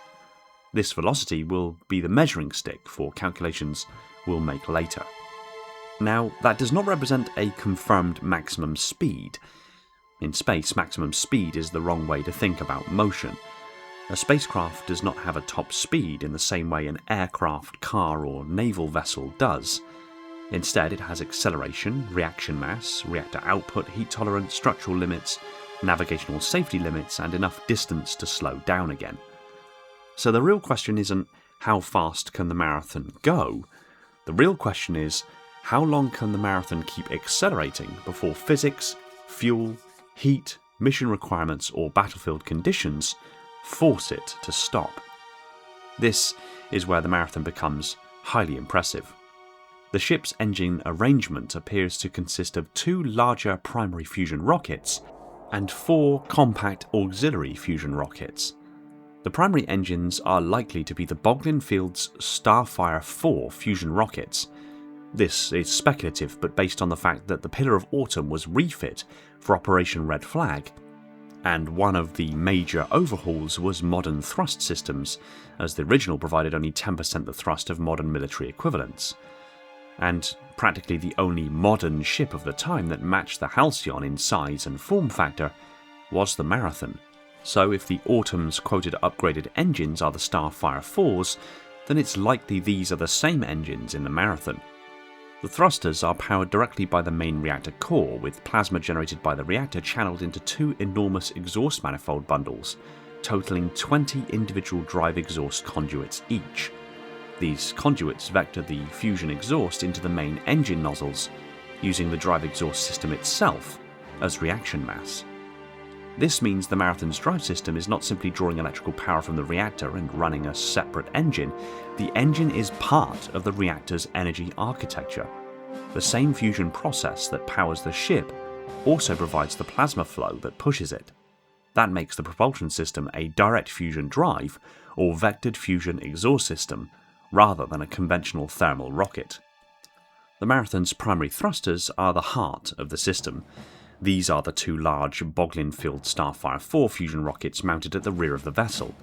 They are not small manoeuvring drives, they are the main strategic propulsion system, responsible for major course changes, long-duration acceleration burns, orbital transfer, fleet manoeuvres, and combat repositioning. The plasma generated by the reactor cores is channeled directly into the two massive exhaust manifold bundles totaling 20 individual drive exhaust conduits for each of the larger primary engines. These conduits vector the drive exhaust into the ship's primary engine nozzles where it serves as reaction mass and provides propulsion. That means the primary thrusters are not simply two empty bells on the back of the ship. Each visible engine is the terminal end of an enormous internal plasma distribution network. The engine, visible from outside, is merely the final stage of a much larger reactor-to-nozzle pathway. Internally, the system works like this. The fusion reactor generates high plasma. Some of the charged particles are diverted through electrostatic direct energy conversion to power the ship's electrical systems, while a major portion of the reaction products and/or heated reaction mass is routed into the drive system. The remaining plasma is magnetically confined, compressed, shaped and routed through manifold bundles, and these manifolds must do several things simultaneously. They must keep the plasma from touching the physical engine walls. They must maintain flow stability across 20 exhaust conduits. They must prevent pressure backflow into the reactor. They must modulate exhaust velocities, control thrust output, shape the plume, and must prevent the drive exhaust from destroying the ship's own stern. This is where the higher order manifolds become critical. The law describes these systems as exotic mechanisms used to eliminate otherwise devastating fusion backblast. Visible as glowing rings and concentric patterns inside the nozzle, they allow excess energy that cannot exit due to flow rate limits to be selectively leaked off through conductive surfaces, preventing dangerous buildup and backflow into the reactor core. That means the primary thrusters are not merely hot plasma out the back, they are regulated plasma engines with active field geometry. The primary drives probably have multiple operating modes and different levels therein, all mediated by temperature, thrust, specific impulse, reactor output, and available reactor mass. In cruise mode, the primary thrusters would prioritize efficiency. Exhaust velocity would be high, mass flow would be lower, and acceleration would be relatively modest but sustainable. This is the mode used for long-distance interplanetary movement, fleet relocation, and controlled orbital transfer. In this mode, the Marathon does not need to pull dramatic accelerations. Even a 0.1 g sustained for long enough becomes transformative in space. At 0.1 g, the ship gains nearly 1 meter per second every second, reaching 3.854 kilometers per second in a little over an hour. At 1 g, it reaches that same speed in around 3.5 minutes. The real limit is not speed, it's whether the ship has enough reaction mass, cooling capacity, and enough distance to decelerate. In tactical mode, the ship sacrifices efficiency for response. The reactors increase output, reaction mass flow increases, likely including the introduction of hydrogen or water into the system as additional reaction mass. At these temperatures, with the plasma as the primary medium, water doesn't douse the flame of the engine, so to speak. It converts from liquid to superheated gas almost instantly. The drive plume becomes denser and acceleration rises. This is likely used for battle maneuvers, evasive repositioning, closing distance, opening distance, changing vector relative to a Covenant formation, or rotating ship's engagement geometry around its Mach firing arcs. This is where inertial compensation and thrust coupling become essential. Without them, the ship's own mass would resist the acceleration so aggressively that internal structure would suffer extreme stress. In combat overdrive, the primary thrusters draw additional output from the reactor, potentially reaching the often quoted 300% supplemented output. This is not something the ship would use casually. It would likely be a limited duration emergency or tactical state, imposing extreme stress on the reactor, cooling loops, magnetic confinement systems, exhaust manifolds, and structural frame. This mode would be used for emergency acceleration out of plasma torpedo line, rapid vector change before Covenant energy projector alignment, sprinting into or out of Mach range, escaping gravitational wells, avoiding debris fields, desperate withdrawal before slipspace translation, maintaining formation under high fleet acceleration. The key point is that 300% output does not necessarily mean 300% acceleration. Thrust depends on mass flow, exhaust velocity, field stability, and heat tolerance. Any one of these adversely affects the overall achievable thrust. If the exhaust velocity is high but mass flow is low, there's only a modest increase in acceleration. If the cooling systems are already running hot, increased reactor output could risk a core destabilization. If the field stability of the system is compromised, it massively reduces the efficiency of the engines due to limiting exhaust velocity or mass flow. So this complex overlapping system allows for proportionally massive increases, but also means the system has enormous reserve capacity. The Marathon's primary thrusters are not engines in the conventional sense, they are controlled fusion exhaust apertures, fed by a reactor complex large enough to power a city, and shaped by higher order manifolds, stabilized by magnetic confinement, and coupled into the ship's inertial frame so that 12 million tons of cruiser can accelerate without tearing itself apart. The Marathon's secondary thrusters are not decorative. They are what make the ship controllable. 4 thrusters, 2 on port and starboard, are described as compact auxiliary fusion rockets normally used in tandem with the main thrusters. Their role is not simply more forward thrust, they likely serve as the ship's major control authority system. A ship of this size cannot rely on the 2 primary stern-mounted drives alone. Primary thrust can push the ship forward, and variable area nozzles can provide some thrust vectoring, but vectored exhaust has limits. The nozzles can deflect the high thrust plume, but only to a certain angle. At large deflection angles, thrust efficiency collapses, plume instability increases, thermal stress rises, and the exhaust flow may begin impinging dangerously on parts of the stern or aft superstructure. For small corrections, variable nozzle geometry is likely enough. For meaningful course correction, the Marathon needs secondary thrust. The secondary thrusters likely handle pitch correction, yaw correction, roll stabilization, lateral translation, braking assist, formation keeping, docking maneuvers, combat attitude control, counter torque during asymmetrical drive manipulation, and evasive vector corrections. This is especially important because the Marathon's primary weapons are forward-facing mechs. A Marathon does not fight like a modern naval ship bringing broadside turrets to bear, it fights more like an armoured spear. Its bow matters, its orientation matters, its ability to point its mass, armour, and Mach channels at the enemy is central to its combat performance. So the secondary thrusters are not just propulsion, they are fire control support.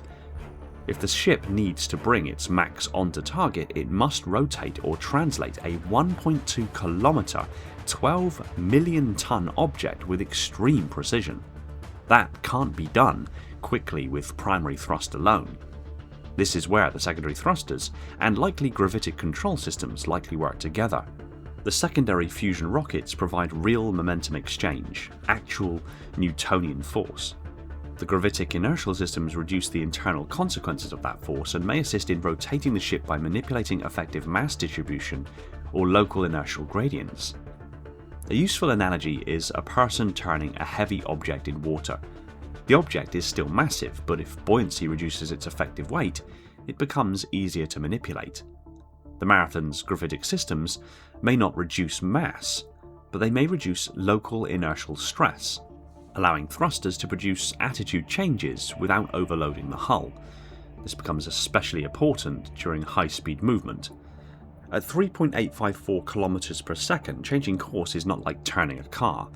A ship doesn't simply steer, it must apply lateral acceleration to alter its vector. If the Marathon is moving at several kilometers per second and needs to change its trajectory meaningfully, it must either rotate and burn with the main drives, use secondary thrusters for lateral vector correction, use gravitic field manipulation to assist attitude or trajectory control, or use a combination of all three. Vectored exhaust alone only gives limited authority. If the main nozzles can deflect a few degrees, they can gradually bend the trajectory, but they cannot make a sharp turn. Spacecrafts do not bank unless they are interacting with an atmosphere. In vacuum, turning the nose doesn't change the direction of travel unless thrust is applied.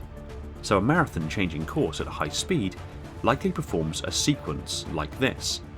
First, secondary thrusters and inertial systems rotate the ship. Second, primary engines fire along a new desired thrust vector. Third, secondary thrusters correct lateral drift and torque. Fourth, gravitic inertial systems distribute the loads through the hull. And fifth, navigational systems calculate the resulting vector change. That is why course changes for large UNSC ships should feel deliberate, not agile. The Marathon can move fast, but it cannot dodge like a fighter. The secondary thrusters make it controllable, not nimble. The Marathon's emergency thrust system is where things become more speculative, but also more interesting.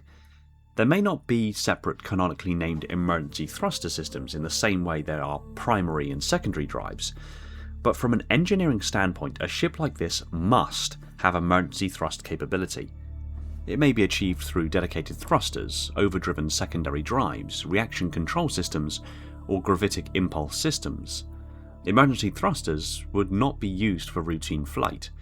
They would exist for moments when the ship must move now, regardless of efficiency, heat, fuel cost, crew comfort, or long-term system damage. The most likely emergency thrust mechanisms are emergency overdrive through the primary engines. This would involve opening the primary drive manifolds beyond normal safe operating ranges, increasing reactor feed, increasing reaction mass flow, and allowing the fusion exhaust to produce maximum thrust possible for a short period. This is the redline the engines option, so to speak. It would produce enormous acceleration, but at major cost. Reactor thermal spikes, magnetic confinement stress, manifold erosion, nozzle overheating, extreme coolant load, possible plasma instability, increased radiation leakage, dangerous vibration through the stern, major maintenance burden after use. This is the kind of burn a captain orders when the alternative is death. Dedicated emergency impulse thrusters. These would be smaller thrusters distributed around the hull, possibly using stored high-pressure reaction mass or preheated plasma reserves. Their purpose would not be long-duration acceleration. They would be for immediate vector correction, avoiding collisions, dodging debris, preventing uncontrolled tumble, correcting failed main drive output, stabilizing after-weapons impact, emergency docking abort, compensating for damaged primary engines, or maintaining orientation during partial power loss. These could be chemical, plasma, fusion torch, or gravitic assist units. For a UNSC heavy cruiser, I would expect them to be plasma or fusion thermal reaction control thrusters rather than primitive chemical systems, although chemical cold gas backup systems may still exist because they are simple, robust, and useful when power is limited. Gravitic emergency correction. This is the most speculative, but perhaps the most Halo plausible, so to speak. Given the UNSC ships possess artificial gravity and inertial compensation, and given that frigates can use gravitic systems to maintain altitude in the atmosphere, it is reasonable to infer that some emergency manoeuvring may be field assisted. This does not mean the Marathon can magically turn without reaction mass, but it may mean the ship can use gravitic fields to reduce internal stress during emergency thrust, stabilize tumbling motions, alter effective load paths, assist attitude correction, help align the ship during asymmetric thrust, keep crew functional during violent maneuvers, and even offset recoil or impact-induced rotation. In other words, gravitics may not replace thrusters, but they may make emergency thruster use survivable. Emergency thrust on the Marathon is likely not a single engine mode, but coordinated crisis response between reactor surge, drive manifold overpressure, auxiliary fusion rockets, distributed reaction control thrusters, and ship-wide inertial compensation. It's not the ship going faster, it's the ship briefly allowing itself to become dangerous to its own machinery in order to survive something worse. Directional thrusters and course control. This is absolutely necessary to include. A ship like the Marathon cannot rely solely on rear-mounted engines and minor nozzle vectoring. Vector drive exhaust can help adjust thruster direction, but it cannot provide full manoeuvrability. The larger and faster the ship becomes, the more important attitude control becomes. In space, turning the nose does not change your path. If the Marathon is travelling at 3.854 km per second and rotates 90 degrees, it's still travelling in the original direction, it's simply travelling sideways relative to its own hull. To actually change course, it must apply thrust in a new direction. That means the Marathon needs at least 3 forms of directional control. Variable area exhaust nozzles. As previously mentioned, the ship has variable area exhaust nozzles on every thruster. These small articulating armatures can alter the area of open exhaust, attenuating thrust, allowing thrust vectoring, baffling, and shaping of the engine exhaust. This gives the ship fine control over the output of each engine. For the primary engines, this allows slight pitch and yaw adjustment, thrust balancing, plume shaping, acceleration smoothing, differential thrust, and minor course corrections. For secondary engines, it allows stronger attitude control, lateral correction, rotational torque, braking assist, and stabilization during combat maneuvers. But nozzles alone are not enough. Distributed maneuvering thrusters. The Marathon likely requires smaller directional thrusters mounted around the hull. These may not be obvious in official imagery because they may be recessed, armoured, shuttered, or integrated into the hull seams, or simply too small to appear at model scale. These thrusters would be positioned at bow lateral points, stern lateral points, dorsal and ventral surfaces, port and starboard edges, and near the centre of mass, near rotational control arms, and possibly around the mech bow structure. Their job would be to create torque. If you want to yaw a ship, you fire thrusters on opposite ends in opposite directions. If you want pitch, you do the same vertically. If you want roll, you fire paired thrusters offset around the long axis. For a ship over a kilometre long, torque authority is everything. Thrusters mounted far from the centre of mass produce greater rotational leverage, so even relatively small directional thrusters at the bow and stern could help rotate the ship more effectively than larger thrusters placed near the centre. Gravitic and Inertial Manipulation. Rather than manually wrestling a 12 million ton hull using thrusters alone, the ship's Inertial Compensation system may reduce the structural penalty of rotation. It may prevent the bow from lagging behind the stern during thrust. It may keep the mech channels aligned. It may stop missile magazines, reactor mounts, and armour plates from experiencing catastrophic shear. The ship may also use artificial gravity gradients internally to bias load paths. For example, during a hard pitch manoeuvre, the inertial system could create compensatory fields along the keel, preventing the vessel from flexing like a giant metal beam. During mech fire, similar compensation systems could damp recoil transfer. During asymmetric engine damage, the system could help prevent uncontrolled spin.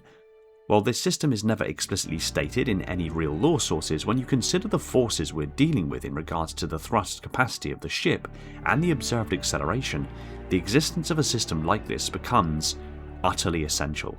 Without inertial manipulation or field-mediated load management, the Marathon's engines would likely exceed what the ship's physical structure could safely tolerate at high thrust.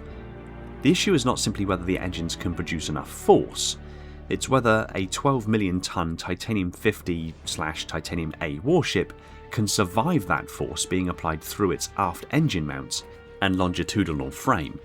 Even at 1 g of acceleration, the Marathon would need to transmit roughly 17 billion newtons of thrust through its structure. At 10 g, that rises to about 1.17 trillion newtons, and at 50 g, it would approach 5.9 trillion newtons. Those forces would create immense compression, shear, torsion, vibration, and fatigue across the keel, reactor mounts, mech channels, armour frame, and internal bulkheads. Using an extremely generous idealised structural stress limit of 1 gigapascal, the Marathon would need roughly 118 square metres of perfect, load-bearing cross-section to survive 1 g of acceleration. that sounds reasonable for a vessel as large as the Marathon, that is until you consider that means the primary structural beams in the ship that carry the forces of the engines and transmit them to the rest of the ship would be a beam over a kilometre in length with a cross-sectional area of 118 metres square and made of a perfectly ordered atomic matrix single crystal superalloy. First, actually making a component that large and that perfect is so impractical it's basically impossible. And again, that's only at 1g acceleration. It goes up exponentially as acceleration increases.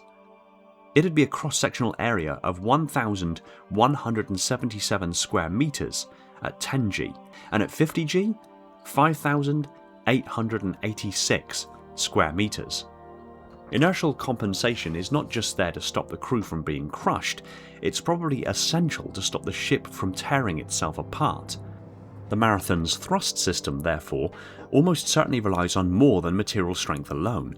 Titanium 50 may be extremely advanced, but high-thrust capital ship manoeuvres strongly imply some form of ship-wide inertial load distribution, gravitic coupling, or field-mediated structural support. This is where I can hear some of you saying, sure, but 50g of acceleration seems a little unrealistic. But that's the ridiculous thing. It isn't. The observed Marathon velocity of 3.854 km per second should be treated as a conservative flaw. It proves that ships can move at multi-kilometre per second speeds on screen. It does not prove that this is the ship's maximum performance.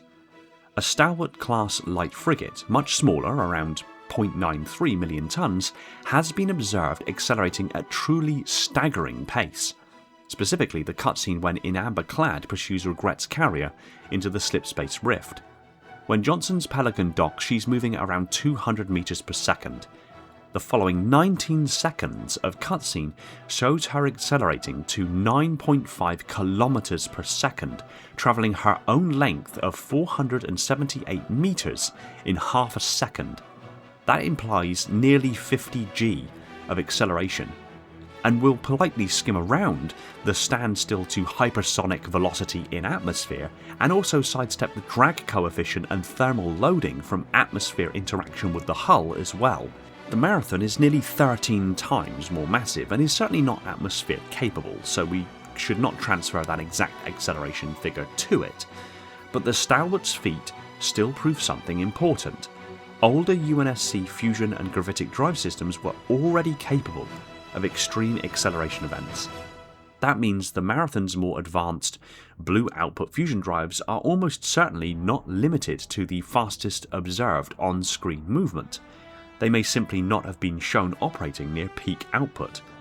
The blue exhaust of the Marathon's engines, while we're on the point, cannot be used to calculate an exact temperature because plasma colour depends on composition as much as heat, but compared to the orange drive output of older UNSC vessels, it strongly suggests a cleaner, hotter, more energetic and more completely ionised exhaust stream, consistent with newer generations of fusion drive architecture. The theoretical maximum velocity of the Marathon is not a simple number. In vacuum with continuous thrust, velocity accumulates. Even modest acceleration becomes significant over time. At 0.1g, the ship gains about 3.5 km per second every hour. At 1g of acceleration, it gains about 35 km per second every hour. At 5g, 176 km per second every hour. And at 10g, 353 km per second every hour. With enough time, reaction mass, even small sustained acceleration becomes terrifying. But the practical limits arrive quickly. Reaction mass consumption, reactor heat, radiator capacity, drive manifold erosion, hull stress, navigational hazard, ability to decelerate, micrometeoroid impacts, collision risk, mission requirements, fleet formation limits. We've discussed before, both on this channel and over on my second channel, the 00 Lounge, why significant fractions of the speed of light become dangerous. At high fractions of light speed, even small dust grains carry explosive or nuclear scale kinetic energy. turning space into a shooting gallery of lethal debris, so the Marathon probably can build to enormous velocities under sustained acceleration, but it would rarely do so tactically. High interplanetary velocities are useful in open space. In battle, extreme speed can become a liability. You overshoot the engagement zone, complicate targeting, increase collision danger, and reduce your ability to respond to enemy maneuvers. Add to this the fact that some of the Covenant's most deadly ship-to-ship weapons are lasers that travel at the speed of light. Extreme velocity wouldn't even allow you to outrun or outpace incoming attack. This means the Marathon likely has several practical speed regimes. Harbour and orbital manoeuvre velocity, whereby low-speed controlled movement near stations, orbital yards, fleets and planets. This requires fine thruster control, not high thrust. Tactical combat velocity is likely hundreds of meters per second to a few kilometers per second relative to local battle space. This allows the ship to manoeuvre, aim max, coordinate missile volleys and remain part of fleet formation. High-speed operational transit would likely be several kilometers per second to maybe tens of kilometers per second, used for interplanetary positioning, emergency response, or strategic relocation within a system. Then things start getting scary. The sustained deep space burn would potentially be hundreds of kilometers per second over long distances if fuel, reaction mass, cooling and deceleration windows allow. This would be rare given the ship's slipspace capability, but it remains a practical possibility should the situation call for it. Perhaps in the case that the slipspace engine is damaged and thus sublight velocities are only available to limp back to a colony system where repairs could be tended. And finally, the relativistic danger regime. Not impossible in principle over long enough acceleration, but operationally dangerous. At this point, the ship's own kinetic energy and debris vulnerability become severe strategic concerns. Again, not impossible, but basically a suicidal endeavour. The major missing piece is how a vessel this large survives acceleration. At 12 million tonnes, even moving a few kilometers per second carries catastrophic kinetic energy. At the observed 3.854 kilometers per second, the Marathon's kinetic energy is roughly 8.9 times 10 to the 16 joules, or approximately 21 megatons of TNT equivalent. That's not because the ship is travelling at relativistic speed, it is simply because the ship is unimaginably massive. If the Marathon accelerated aggressively under pure mechanical thrust, the stresses would be monstrous. The engine blocks would try to shove the stern of the ship forward while the bow tried to remain behind. The entire keel would become a compression column nearly 1.2 kilometers long. Every armour plate, mech assembly, missile magazine, reactor mount, pressure bulkhead and structural rib would experience severe loading. So, inertial compensation isn't optional, it is fundamental. The UNSC already possesses artificial gravity, gravity plating and gravitic support systems. Frigates are capable of maintaining altitude without aerodynamic lift structures, meaning their gravitic systems are matured enough to counteract planetary gravity for large naval vessels. In that context, inertial compensation should not be treated as a separate sci-fi convenience, it should be treated as a part of a broader ship-wide field control architecture. That architecture likely performs several linked functions. Yes, it provides the crew comfort and gravity inside the ship, but it would also prevent high G thrust from, pulping the crew. It would distribute acceleration loads across the hull, prevent thrust from concentrating solely through engine mounts. It would mitigate recoil from mech fire, help stabilise the vessel during asymmetric thrust, and may allow fine attitude control beyond what mechanical vectoring alone can provide. The Marathon's engines may not simply push against the stern, they may be field coupled into the ship's entire structural frame. In other words, when the primary drives fire, the ship is not being shoved forward like a skyscraper pushed from one end. The thrust may be distributed through a network of inertial, gravitic, and structural coupling systems, allowing the entire vessel to accelerate more like a single, coherent mass. The Marathon-class heavy cruiser is believed to use the Series 5 Koden Kawanishi Engineering SED-2550, a military variant of the Shore Fujikawa Translight engine. This is the system that gives the Marathon its true strategic reach. Its fusion drives may allow it to cross interplanetary distances at terrifying velocities, but without a slipspace engine, even a ship as powerful as the Marathon remains trapped inside one star system. The Shore Fujikawa engine does not solve interstellar travel by simply making the ship faster. That would be impossible under normal physics. As an object with mass approaches the speed of light, the energy required to accelerate it rises enormously, eventually tending towards infinity. Long before that, relativistic travel becomes absurdly dangerous. Time dilation, impossible energy costs, and the lethal impact of grains of dust at near light velocities can all make conventional faster-than-light travel functionally forbidden. So, Halo's solution is not to make the ship outrun light, it changes the geometry of the journey. The Shore Fujikawa Transite engine uses an advanced particle accelerator to create a microscopic black hole. Under ordinary conditions, such an object should evaporate almost instantly through Hawking radiation. But the engine captures it, feeds it energy, stabilizes it, and forces it open into a traversable throat, a controlled aperture into slipstream space. The Marathon doesn't accelerate past light speed, it enters a higher dimensional medium where the distance between 2 points is no longer the same as it is in ordinary space. Slipspace is best understood not as a separate universe, but as a deeper layer of the same one. It is a folded geometry, a hidden topology beneath real space where distance behaves differently. Travelling through it is like stepping off the surface of a map and moving through another dimension to reach a distant point without crossing every point between. For a warship, that changes everything.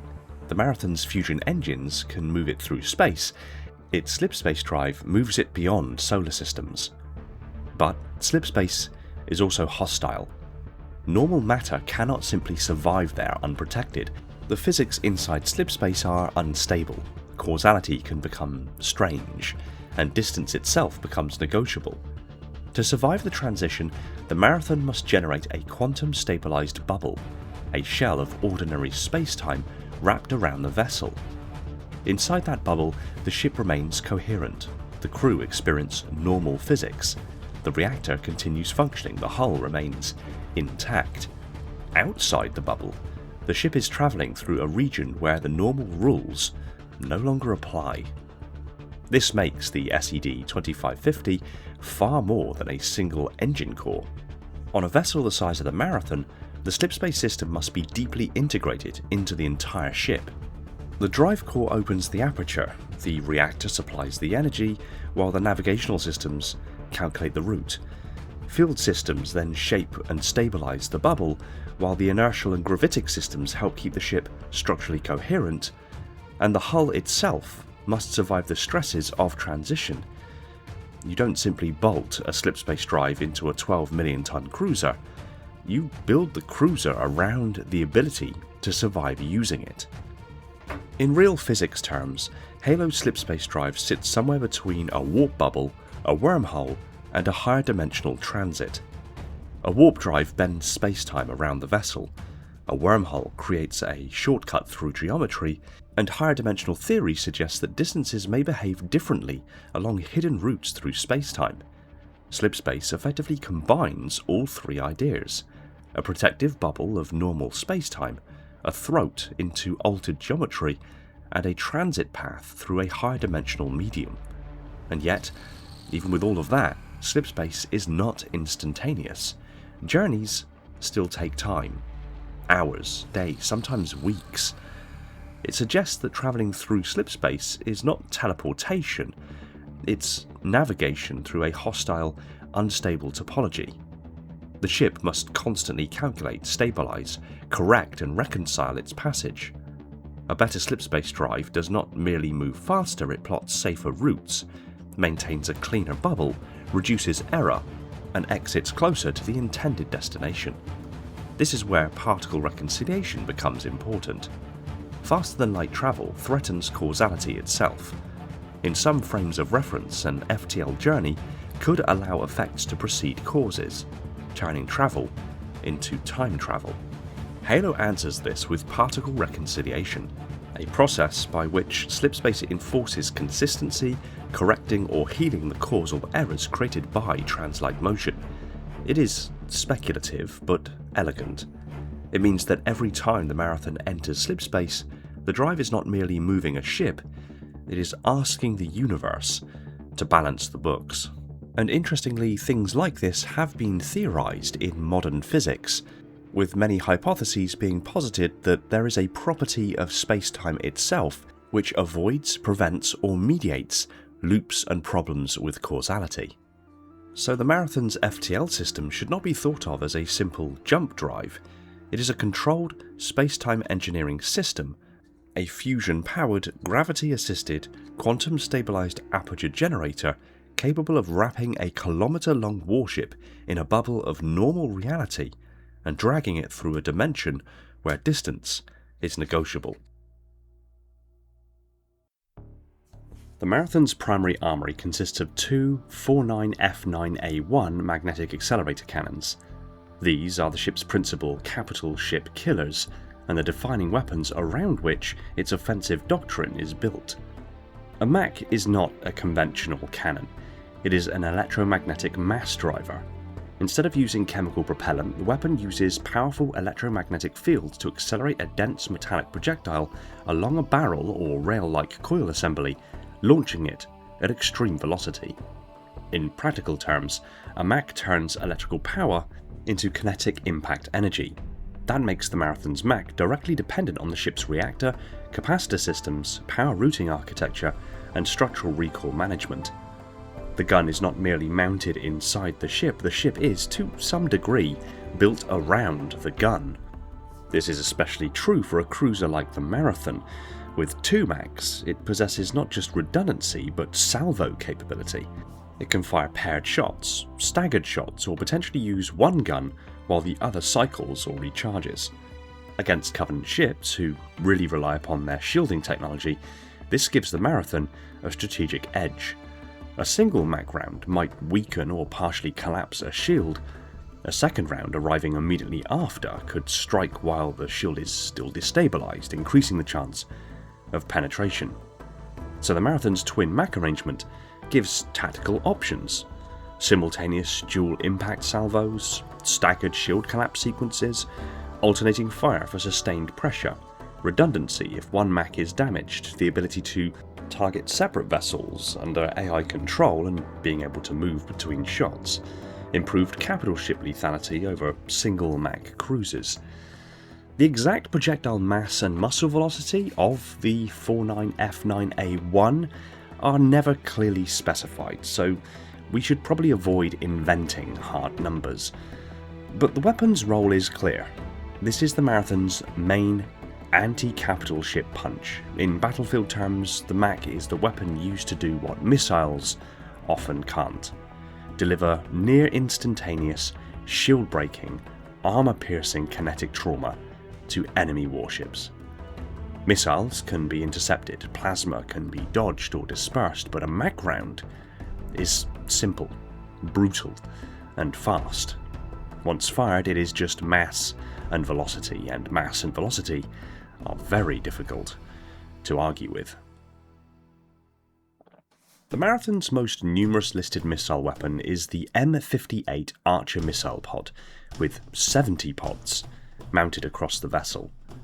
The Archer missile is one of the most recognisable UNSC naval weapons, a ship-launched missile system used for anti-ship engagements, saturation attacks, and general-purpose naval combat.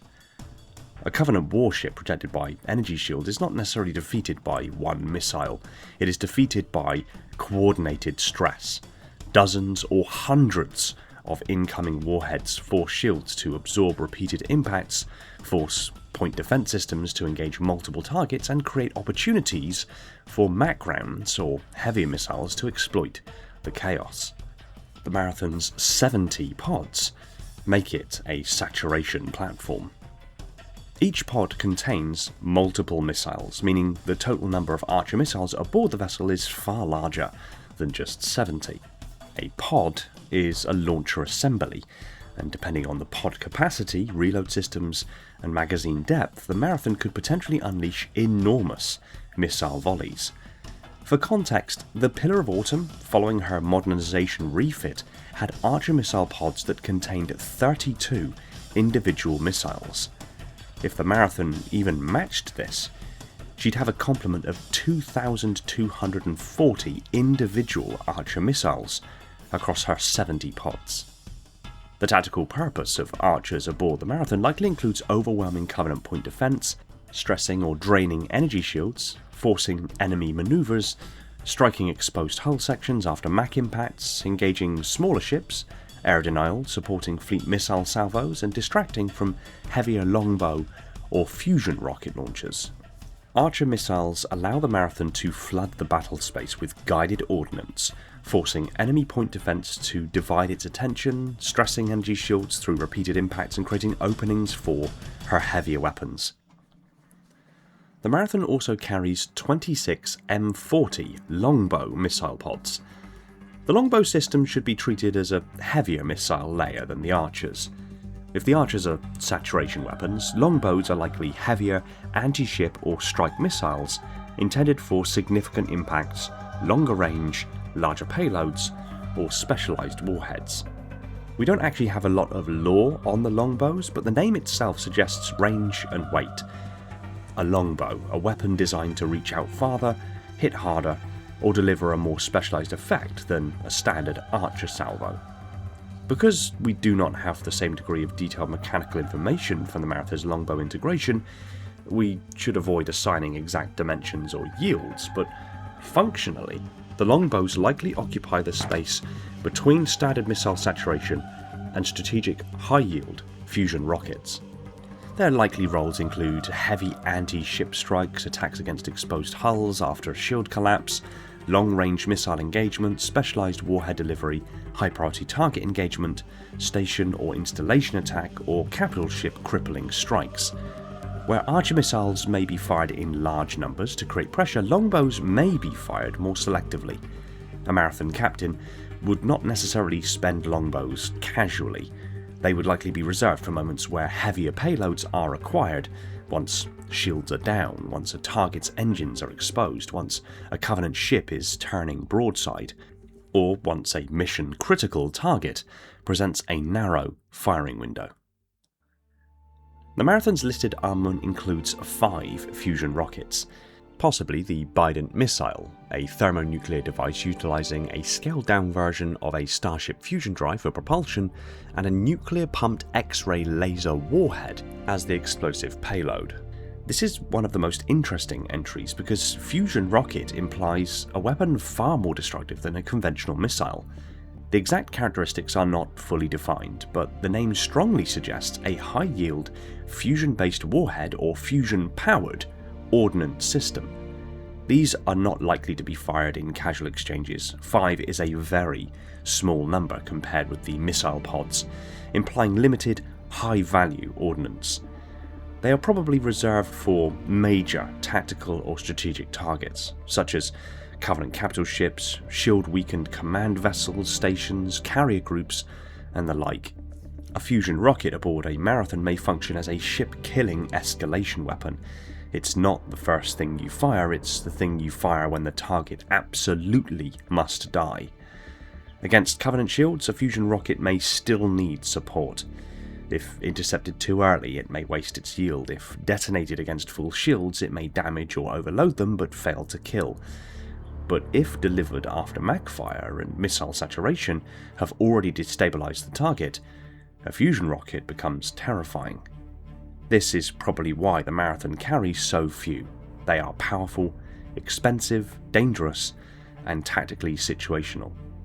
They also create internal safety concerns. A ship carrying fusion rockets must have heavily protected magazines, strict launch protocols, radiation shielding, arming interlocks, and probably AI-mediated safety systems. A sympathetic detonation or a magazine breach would be catastrophic. The Marathon is equipped with 6 M66 Sentry Naval Autocannons. These occupy an important middle ground between missile batteries and the close-in point defence network. An autocannon is not a MAC, and it is not a missile launcher. It is a direct fire projectile weapon capable of sustained fire. In naval terms, the Sentry Autocannons likely serve as medium-range guns for engaging targets too small, too close, or too numerous, or just too low value, to justify MAC fire or heavy missiles. Likely targets include small warships, corvettes, damaged capital ships, exposed hull sections, dropships, boarding craft, heavy fighters, missiles or torpedoes at longer range than point defense, and surface or orbital targets under specific conditions. The Sentry guns give the Marathon something missiles cannot: sustained local firepower.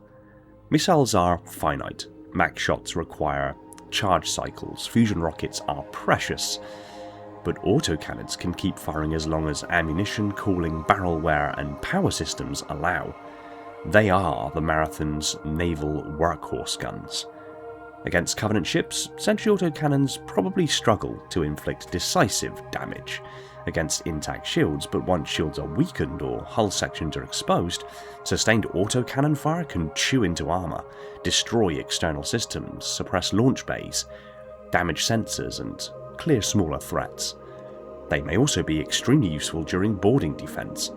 If Covenant boarding craft approach the hull, Sentry autocannons provide a heavier layer of defence before the Helix point defence guns and marine detachments become the final barrier. The final listed weapon is the Marathon's 12 M810 Helix point defence guns. They are described as the vessel's tertiary point defence network, intended for close-in defence against fighters, dropships, boarding craft and missiles. The Helix guns are likely rapid-fire, close-in weapon systems positioned to create overlapping fields of fire around the hull. Their purpose is to intercept fast, small, dangerous targets before they reach the ship. The key to point defence is reaction time. At close range, threats arrive extremely quickly. Human gunners would be too slow, so the Helix network is almost certainly AI assisted or computer controlled, tied into the ship's sensors, fire control, radar, LiDAR, thermal tracking and threat prioritization systems. In combat, the Helix network would be constantly calculating what is incoming, what is most dangerous, and what can still be intercepted. Which gun has the best firing angle, what ammunition pattern is needed, and how to avoid friendly craft. This means the point defence network is less like 12 separate guns, and more like a distributed defensive organism. The Helix guns also reinforce the idea that the Marathon fights in layers. If an enemy missile survives long-range detection, survives Archer counterfire or electronic warfare, survives sentry fire, and continues towards the hull, the Helix guns become the final mechanical answer before armour has to take the damage. But it's one thing listing the armaments of the Marathon, and another thing entirely discussing how those armaments are brought to bear. The most important thing to show is how these systems work together. The Marathon doesn't simply fire every weapon at once. Its armaments make most sense as a sequence. At long range, the Marathon aligns its bow and prepares its twin max. The goal is to land kinetic hits before the enemy can fully dictate the engagement. If the target is shielded, the first max salvo may be intended to destabilize or overload the shields rather than immediately destroy the ship. Immediately before, during, or after the MAC fire, Archer missiles launch in large numbers. These force enemy point defense to activate, compel maneuvers, and add repeated shield impacts.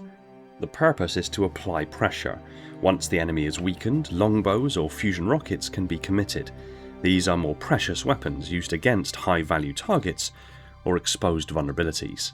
If the battle closes distance, Sentry Autocannons begin sustained engagement against smaller vessels, exposed systems, or boarding craft. And if enemy ordnance or craft penetrate the outer layers, Helix point defense guns engage automatically, creating a close-range curtain of projectiles. If the point defense system fails, Titanium A takes over. The armour absorbs, ablates, seals, and buys time. The Marathon is, without a doubt, a powerful warship, but it is not invincible. Against insurrectionist vessels, raiders, pirate fleets, and human-built warships, a Marathon would be a terrifying overmatch. Heavily armoured, long-ranged, missile-rich and equipped with twin heavy-coil max. But against the Covenant, even a Marathon could not rely on individual superiority. Covenant vessels possess energy shields, plasma torpedoes, superior slipspace capability, and generally more advanced combat systems. So, the UNSC's answer was not to treat the Marathon as a lone battleship dueling an enemy cruiser in isolation. Instead, the Marathon was employed as the heavy striking core of specialised battle group formations. These formations existed to do one thing very well: concentrate fire. UNSC understood that Covenant shields could survive isolated impacts, but concentrated MAC fire, missile saturation, coordinated attack vectors could overwhelm the shield systems, force defensive efforts, expose hull sections, and create moments where even technologically superior Covenant ships could be crippled or destroyed. The Marathon's role in these formations was therefore very clear. It was the anchor, the heavy gun, the ship whose max dictated the engagement. Frigates, fighters and support vessels extended its reach, screened its flanks, added missile volume, defended it from smaller threats, and helped create the conditions under which the cruiser's main guns could do their work. So let's discuss some battle group formations. The Barrage battle group was an informal specialist formation built around a single Marathon-class heavy cruiser supported by two Paris-class heavy frigates. This is perhaps the cleanest expression of the Marathon as a multi-purpose heavy combatant. The Marathon provides the formation's command authority, heavy armour, twin max and deep missile reserves, while the Paris-class frigates provide additional MAC fire, missile support, screening and manoeuvrability. The result is a compact, hard-hitting task group. Against Covenant raiders, the Barrage formation would be ideal. The Marathon can engage at range with its max and missiles, while the frigates spread out to create wider firing geometry. Ships attacking from multiple vectors make defensive shielding and evasive manoeuvres more difficult. A Covenant ship may angle or manoeuvre against one threat axis, but three UNSC warships firing in coordination complicate that defensive picture. Against insurrectionist targets, the Barrage battle group would be overwhelming. One Marathon alone would be enough to intimidate or destroy most rebel naval assets, but the addition of two Paris-class frigates gives the formation pursuit capability, boarding capability, missile coverage, and the ability to split objectives if needed. This explains why the formation could be used for raider hunting, counter-insurrectionist operations, convoy protection, or general patrol duties. In battle, the Barrage group likely operates by placing the Marathon at the centre or rear of the formation, using the frigates as forward offset escorts. The frigates screen ahead, identify targets, draw fire, intercept strike craft, and add their own MAC shots to the opening salvo. The Marathon then delivers the decisive heavy strike. The Cerberus battle group was much more extreme. It consisted of two Marathon-class heavy cruisers paired together. On paper, this sounds simple. If one Marathon is dangerous, two are devastating. But in practice, this formation created logistical, tactical and strategic challenges for the UNSC. Heavy cruisers were valuable assets. Pairing two of them in one formation meant concentrating a great deal of firepower, but also concentrating risk. If the formation was ambushed, misused, or overwhelmed, the UNSC could lose two irreplaceable capital ships in a single engagement. But when maximum firepower was needed, the Navy accepted that risk. During the early stages of the Human Covenant War, this kind of formation would be extremely effective. Covenant ships were technologically superior, but concentrated MAC fire was still dangerous. A single Marathon's MAC salvo might weaken shields. Two Marathons firing together could potentially collapse or overload them, especially if firing sequence was coordinated precisely by shipboard AI. The ideal Cerberus engagement likely works something like this. First, both cruisers align on the same target. Second, Archer missiles launch to saturate point defense and begin shield pressure. Third, the four MACs either fire simultaneously or in staggered sequence. Fourth, longbows or fusion rockets are committed if the shield flickers or collapses. Fifth, both cruisers maintain pressure until the target is crippled or destroyed. The staggered fire option is especially important. Firing all 4 max simultaneously maximises shock, but staggering the fire may be better against shields. The first impact stresses the shield, the second arrives before full recovery, the third exploits local instability, and the fourth attempts to punch through or strike exposed hull. This is how 2 marathons become more than twice as dangerous as one. But the formation has very obvious weaknesses. It becomes a priority target. Covenant commanders would not ignore 2 heavy cruisers acting together. The combined MAC output of a Cerberus group would make it one of the most dangerous UNSC formations on the field, and therefore one of the first things the Covenant would try to kill. This explains the appalling attrition rates. The formation worked, but it drew too much attention. The Cyclops battle group is built around the rare carrier refit Marathon. As we've previously mentioned, in this configuration, the Marathon sacrifices missile reloads and cargo capacity for expanded hangar space, allowing it to operate as a light carrier. The formation consists of 1 modified Marathon-class heavy cruiser and 3 groups of Paris-class heavy frigates in Trident formation. This gives the Cyclops group a very different personality from the Barrage or Cerberus. A standard Marathon fights primarily through direct firepower, max, missiles, fusion rockets, autocannons, and point defense. A carrier refit Marathon still retains cruiser capability, but its role shifts towards aerospace projection. With expanded hangars and potentially up to 24 GA-TL-1 longswords, the Marathon becomes a mobile strike craft platform. A carrier refit Marathon does not need to personally solve every problem with its own missiles. Instead, it launches longswords to extend the formation's reach. Fighters can intercept Covenant strike craft, attack exposed systems, screen the frigates, harass enemy flanks, perform reconnaissance, and exploit openings created by MAC fire. The 3 Trident groups provide the direct naval punch. A Trident formation consists of 3 Paris-class heavy frigates balancing MACs and missiles. 3 Tridents means 9 Paris-class frigates supporting the modified Marathon. That is an enormous amount of missile fire, escort coverage, and MAC support.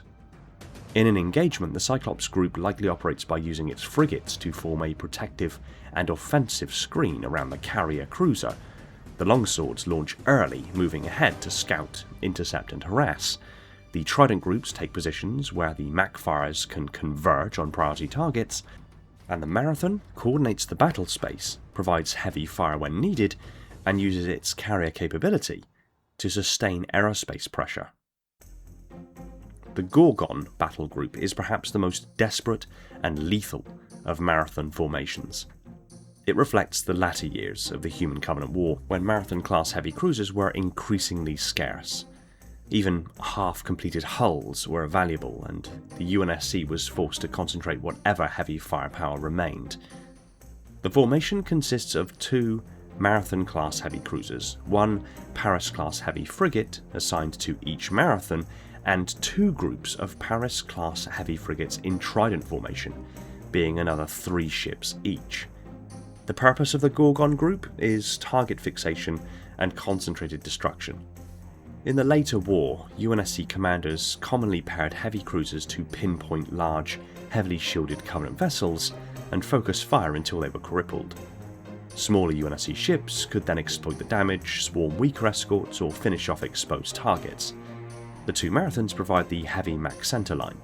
The 2 assigned Paris escorts protect each cruiser, add point defense and contribute additional MAC and missile fire, and the 2 Trident groups create flanking firepower, allowing the formation to attack from multiple vectors rather than merely stacking behind the cruisers. A single direction of attack allows an enemy ship to angle its strongest shield face towards the threat, or maneuver to minimize exposure, but a Gorgon formation can create crossfire. MAC rounds and missiles arrive from several positions, forcing shield systems to absorb energy across broader arcs. That makes local shield reinforcement harder and increases the chance of overload or breakthrough. The formation likely operates by selecting a high-value Covenant target, a battle cruiser, assault carrier escort, command ship or heavily shielded capital vessel, and bringing every available MAC to bear. Even if the Paris frigates are individually much less powerful than the Marathon, their contribution still matters immensely because shield overload is cumulative. The frigates add timing, angles, saturation, and pressure. They also contribute missile volleys, forcing the enemy to divide its defences while the heavy cruiser MACs prepare the decisive strike. A formation this dangerous would attract immediate Covenant attention, of course. The Marathons would be obvious priority targets, the Paris frigates would likely suffer terrible losses screening them, and if the Covenant broke the formation, the entire structure could collapse very quickly. Yet, the UNSC considered the payoff worth the risk. By that stage of the war, there were few alternatives. The Marathon carries a listed complement of approximately 1,000 personnel. That figure appears small at first glance for a vessel of this size and class, but this is the UNSC Navy in the 26th century. A ship like the Marathon is not being operated like a 20th or 21st century naval vessel where thousands of personnel are required to manually operate, maintain, monitor, and coordinate every system. The Marathon almost certainly relies on extremely advanced automation, expert systems, dumb AI support, and in many cases, smart AI integration to reduce the crew burden. The ship's weapons, propulsion systems, reactor controls, fire control networks, navigation suites, damage control systems, and internal logistics would all be heavily computer assisted. Even then, 1,000 personnel is not a small crew, it is a military community.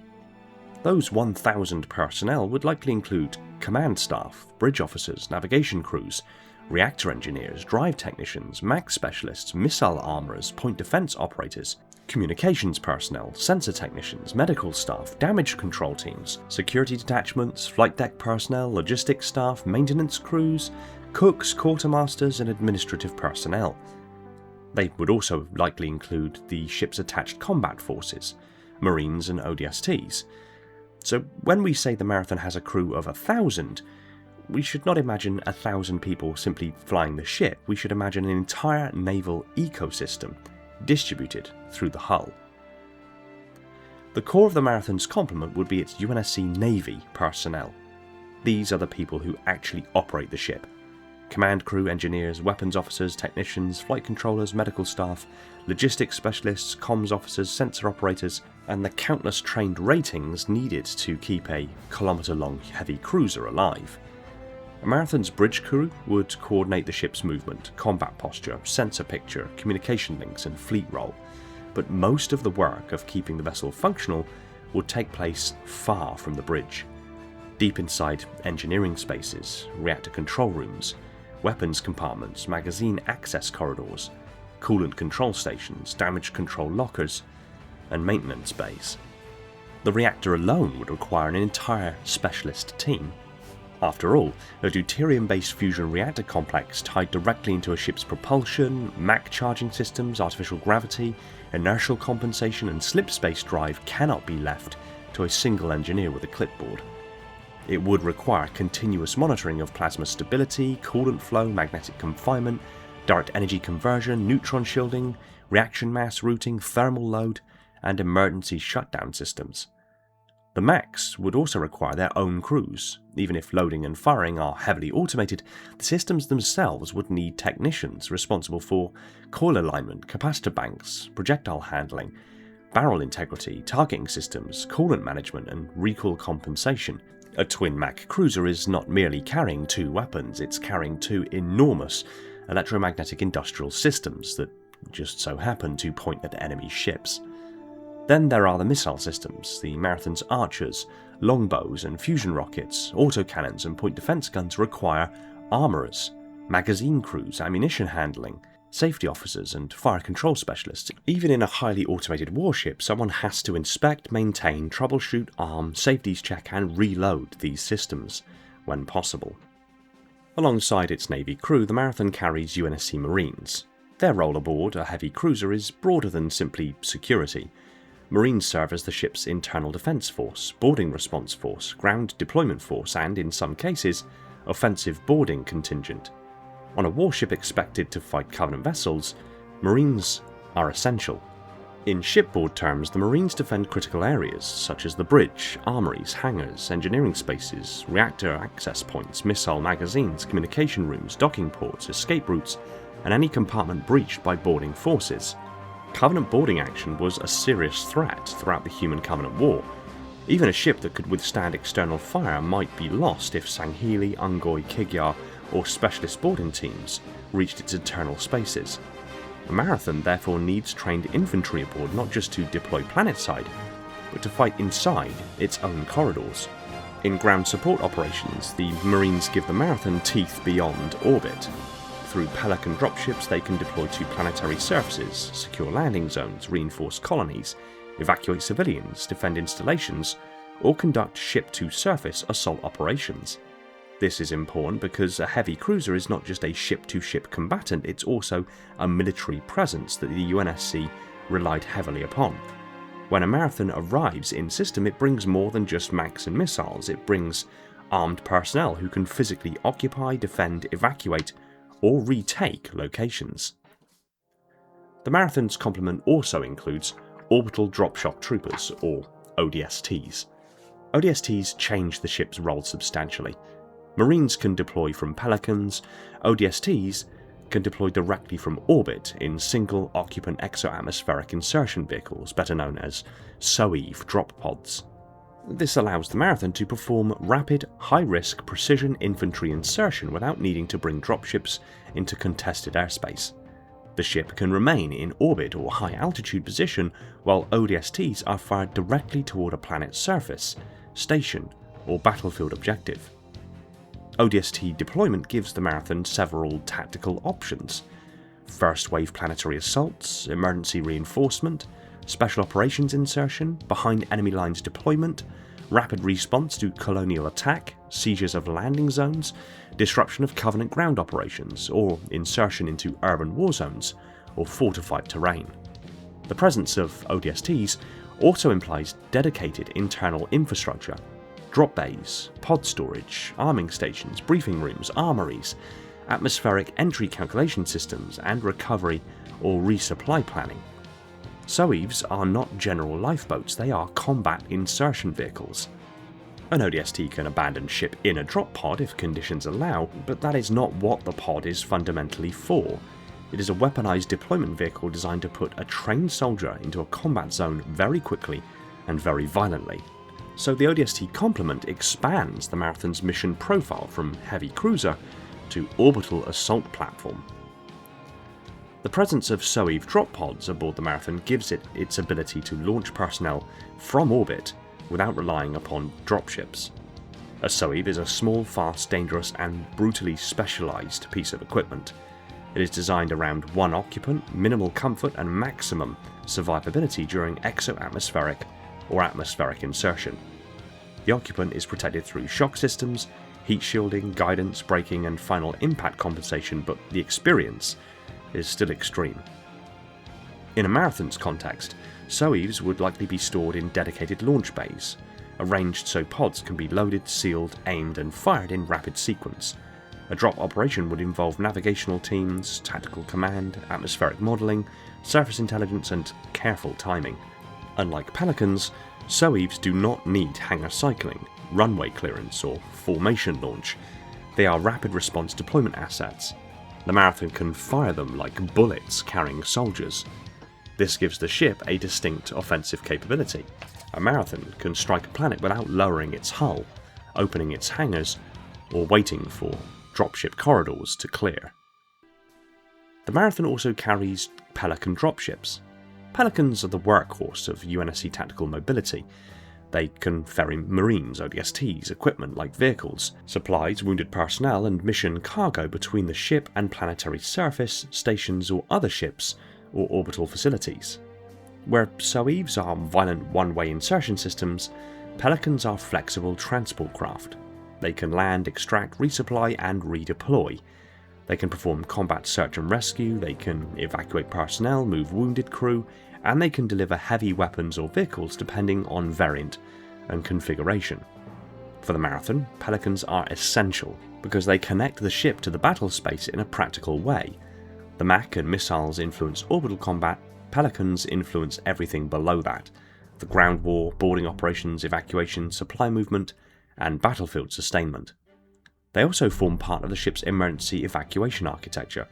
If the Marathon is being abandoned, Pelicans could carry Marines, wounded personnel, flight crew, and anyone able to reach the hangars. But the Pelicans cannot replace dedicated escape pods.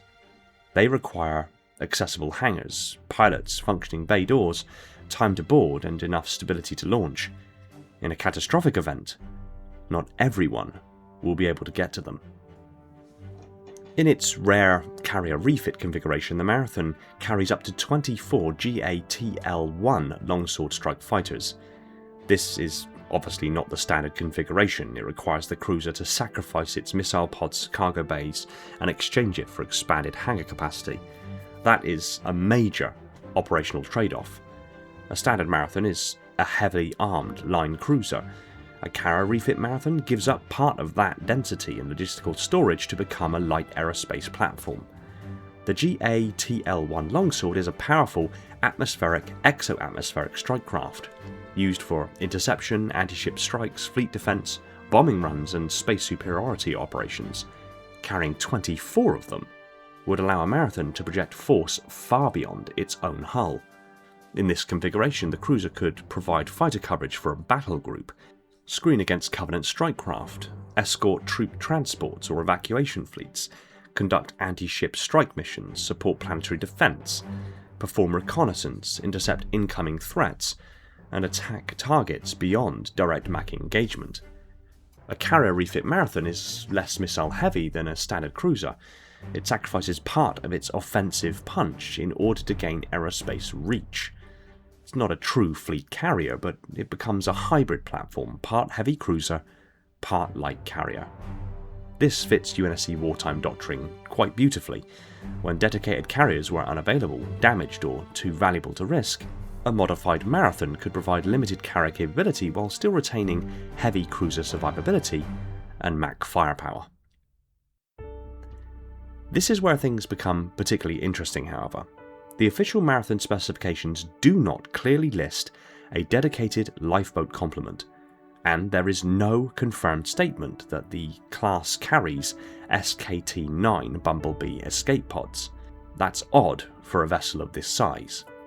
A ship carrying around 1,000 personnel cannot reasonably rely solely on Pelicans and Soeves, or the assumption that the bridge crew are going to go down with the ship. So, the evacuation system has to be inferred from visual evidence, UNSC design precedent, and basic naval logic. And the visual evidence may actually be stronger than it first appears. The SKT-9 Bumblebee is a known UNSC lifeboat type, famously carried aboard the Pillar of Autumn. A Bumblebee seats 1 pilot and 8 passengers, giving each pod a capacity of 9. Initially, the Marathon's lack of listed Bumblebees made it seem possible that the class used no Bumblebees at all, but closer visual inspection complicates this. I identified hull features on the Marathon that strongly resemble the exterior launch bays for Bumblebee escape pods for the Pillar of Autumn: rectangular blast door geometry, triangular plates above and below the launch hatch, and 4 corner lights and a 5th central light on the doors themselves. Those features appear in 28 locations on the Marathon's hull, arranged as 14 on the port side and 14 on the starboard, in paired and evenly spaced positions over what appear to be the habitable regions of the ship.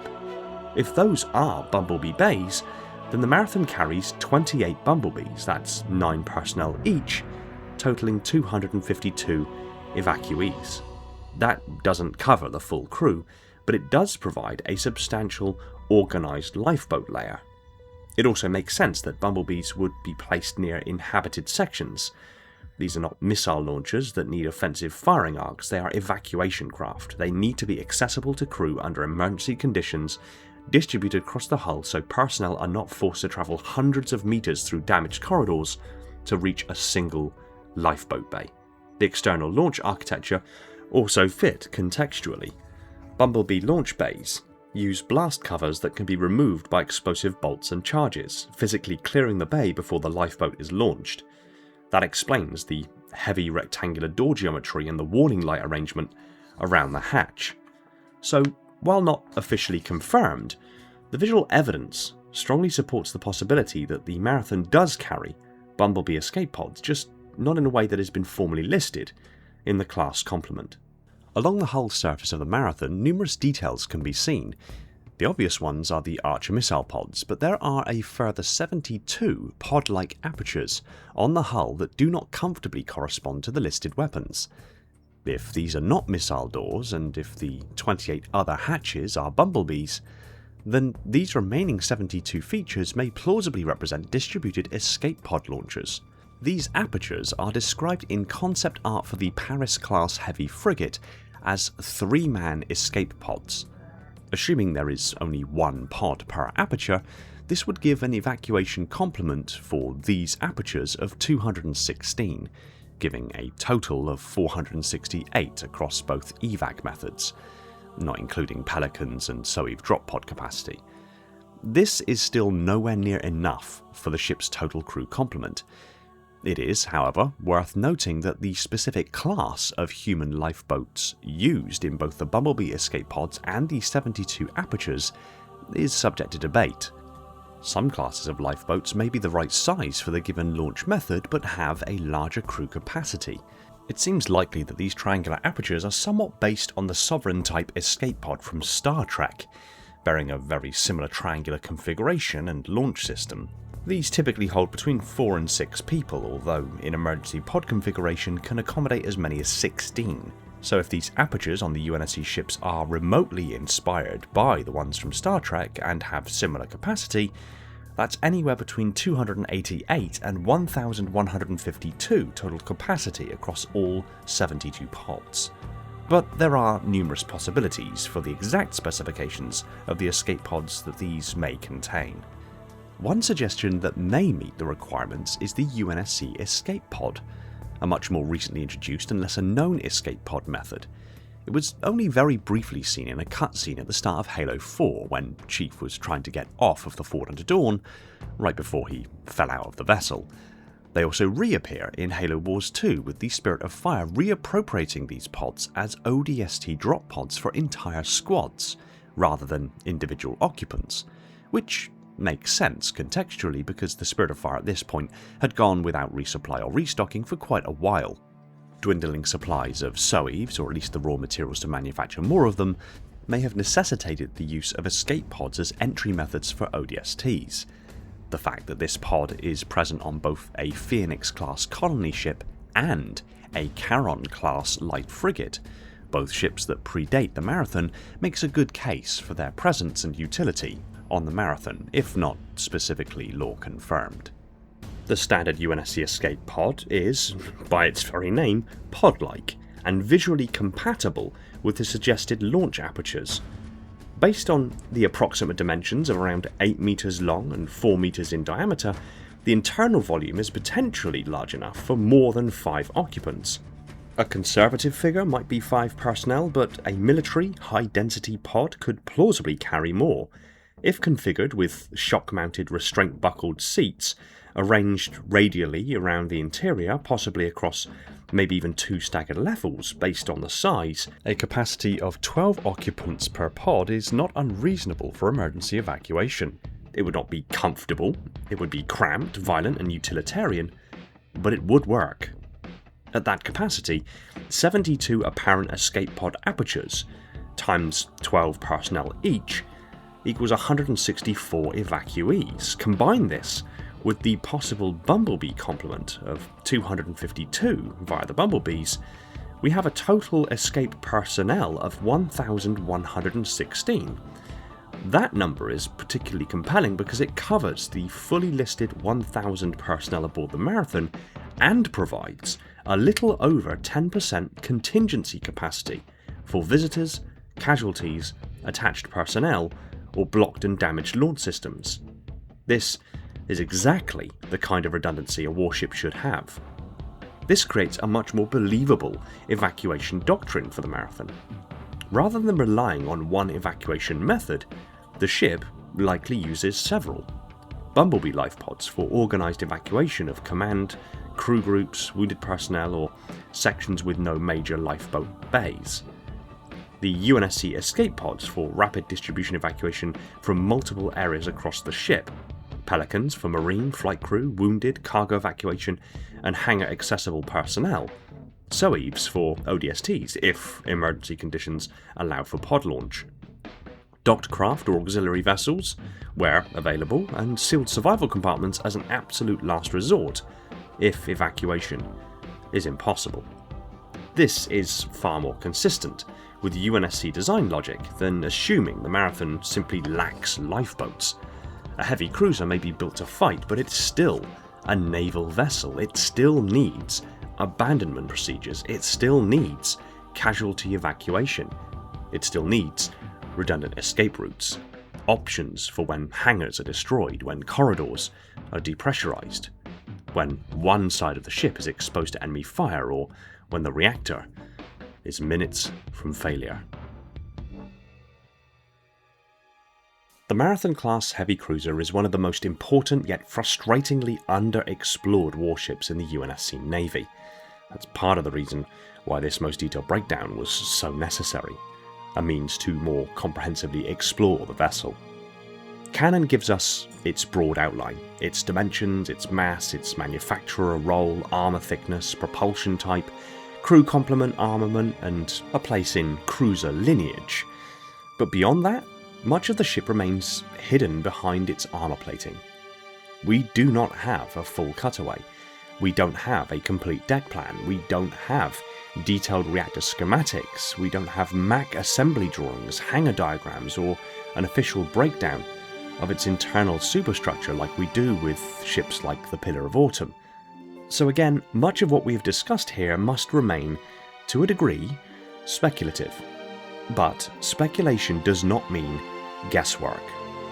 What we have done here is taken the known facts, the visible hull geometry, established UNSC engineering conventions and comparable ship classes, known technologies and real-world principles of physics, material science, naval architecture, fusion engineering and orbital mechanics, and together we've explored and used them to build the most coherent version of the Marathon that the evidence currently allows.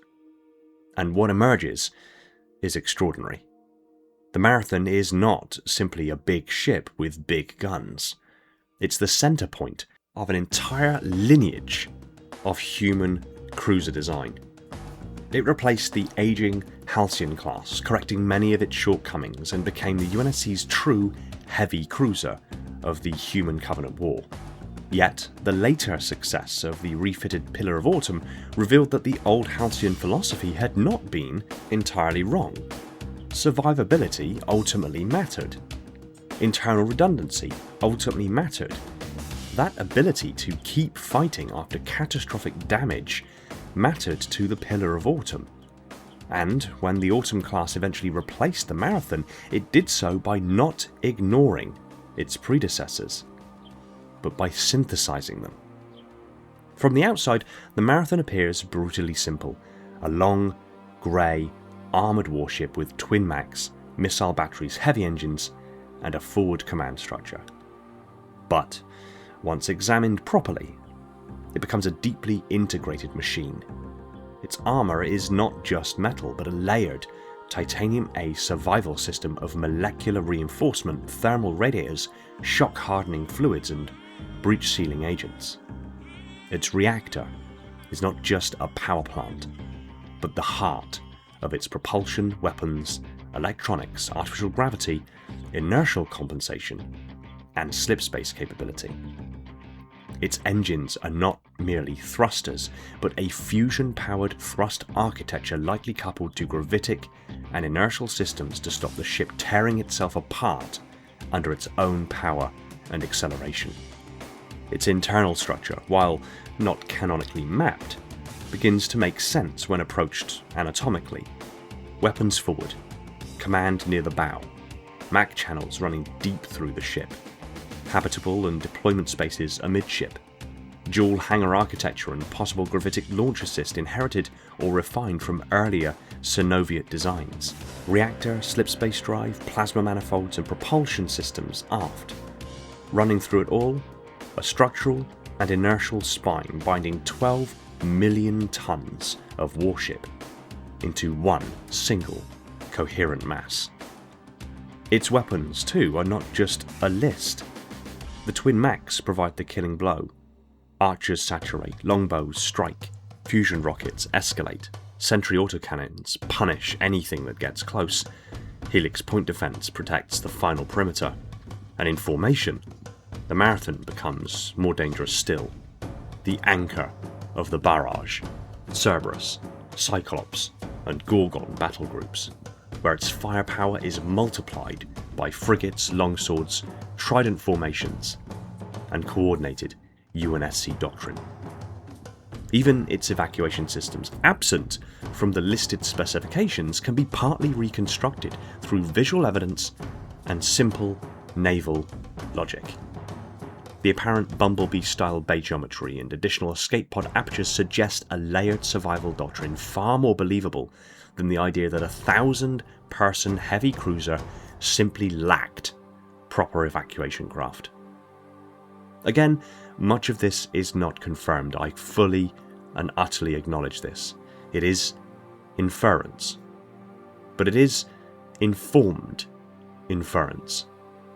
Until deeper lore becomes available, this kind of analysis gives the Marathon class something it has long deserved: a functional anatomy, a plausible internal logic, a way to understand not only what the ship is, but how it might actually work. And that, ultimately, is the purpose of this breakdown.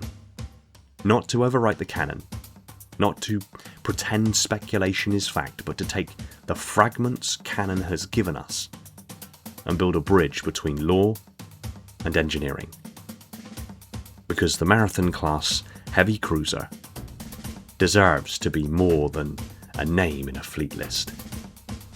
It was humanity's heavy cruiser. The ship that replaced the Halcyon. The ship that held the line before the Autumn class. The ship that carried UNSC doctrine through some of the darkest years of the Human Covenant War. And until the lore gives us a deeper look inside its armour, this may be the clearest picture we can draw of the machine beneath the plating. And until next time. Thanks for watching. If you like this video, be sure to tap that like button. If you want to see more videos like this, be sure to subscribe if you haven't already. Pop a comment down below on things you'd like me to cover in the future, or any thoughts on today's video. I'll just quickly take this opportunity to thank my patrons and YouTube supporters: Falcon X003, the Singular Contender Class Ancilla, Laser, Spartan 0137 and Strident Spectra, the triumvirate of mines within the Metarch of my facility. My installation's monitors: Shane, Orion, Spartan 1029, 121 Esoteric Site, Ashley and Sylphia. The Crash of Sub-Monitors: Legions Lost, Ryan, Labrat, Element 0, J3, Mr. Keys, Gunslinger Cult, Personal Devil, Sarn Esports, Phantasma, Coln, Spartan Ash, and Warmish Bike. My fleet of Strato Sentinels. My most loyal of Enforcers. And every single one of the awesome individuals helping to support the channel over on Patreon. It really does help and allows me to keep doing what I do, and I can't thank you all enough. Huge shout to my Tier 0 Transcendent YouTube members: The Rise and Rage, Jimbo's Here, Sparn OL7XK, BLZS9804 and Snake M4A1. Thank you for continuing to stand sentry over my installation from all threats metaphysical. And if you would like to help support the channel in a more visceral way, consider jumping aboard as a YouTube member or patron to earn tons of perks, merch, and goodies along the way. Thank you again for watching. Take it easy everyone, and find peace in the domain.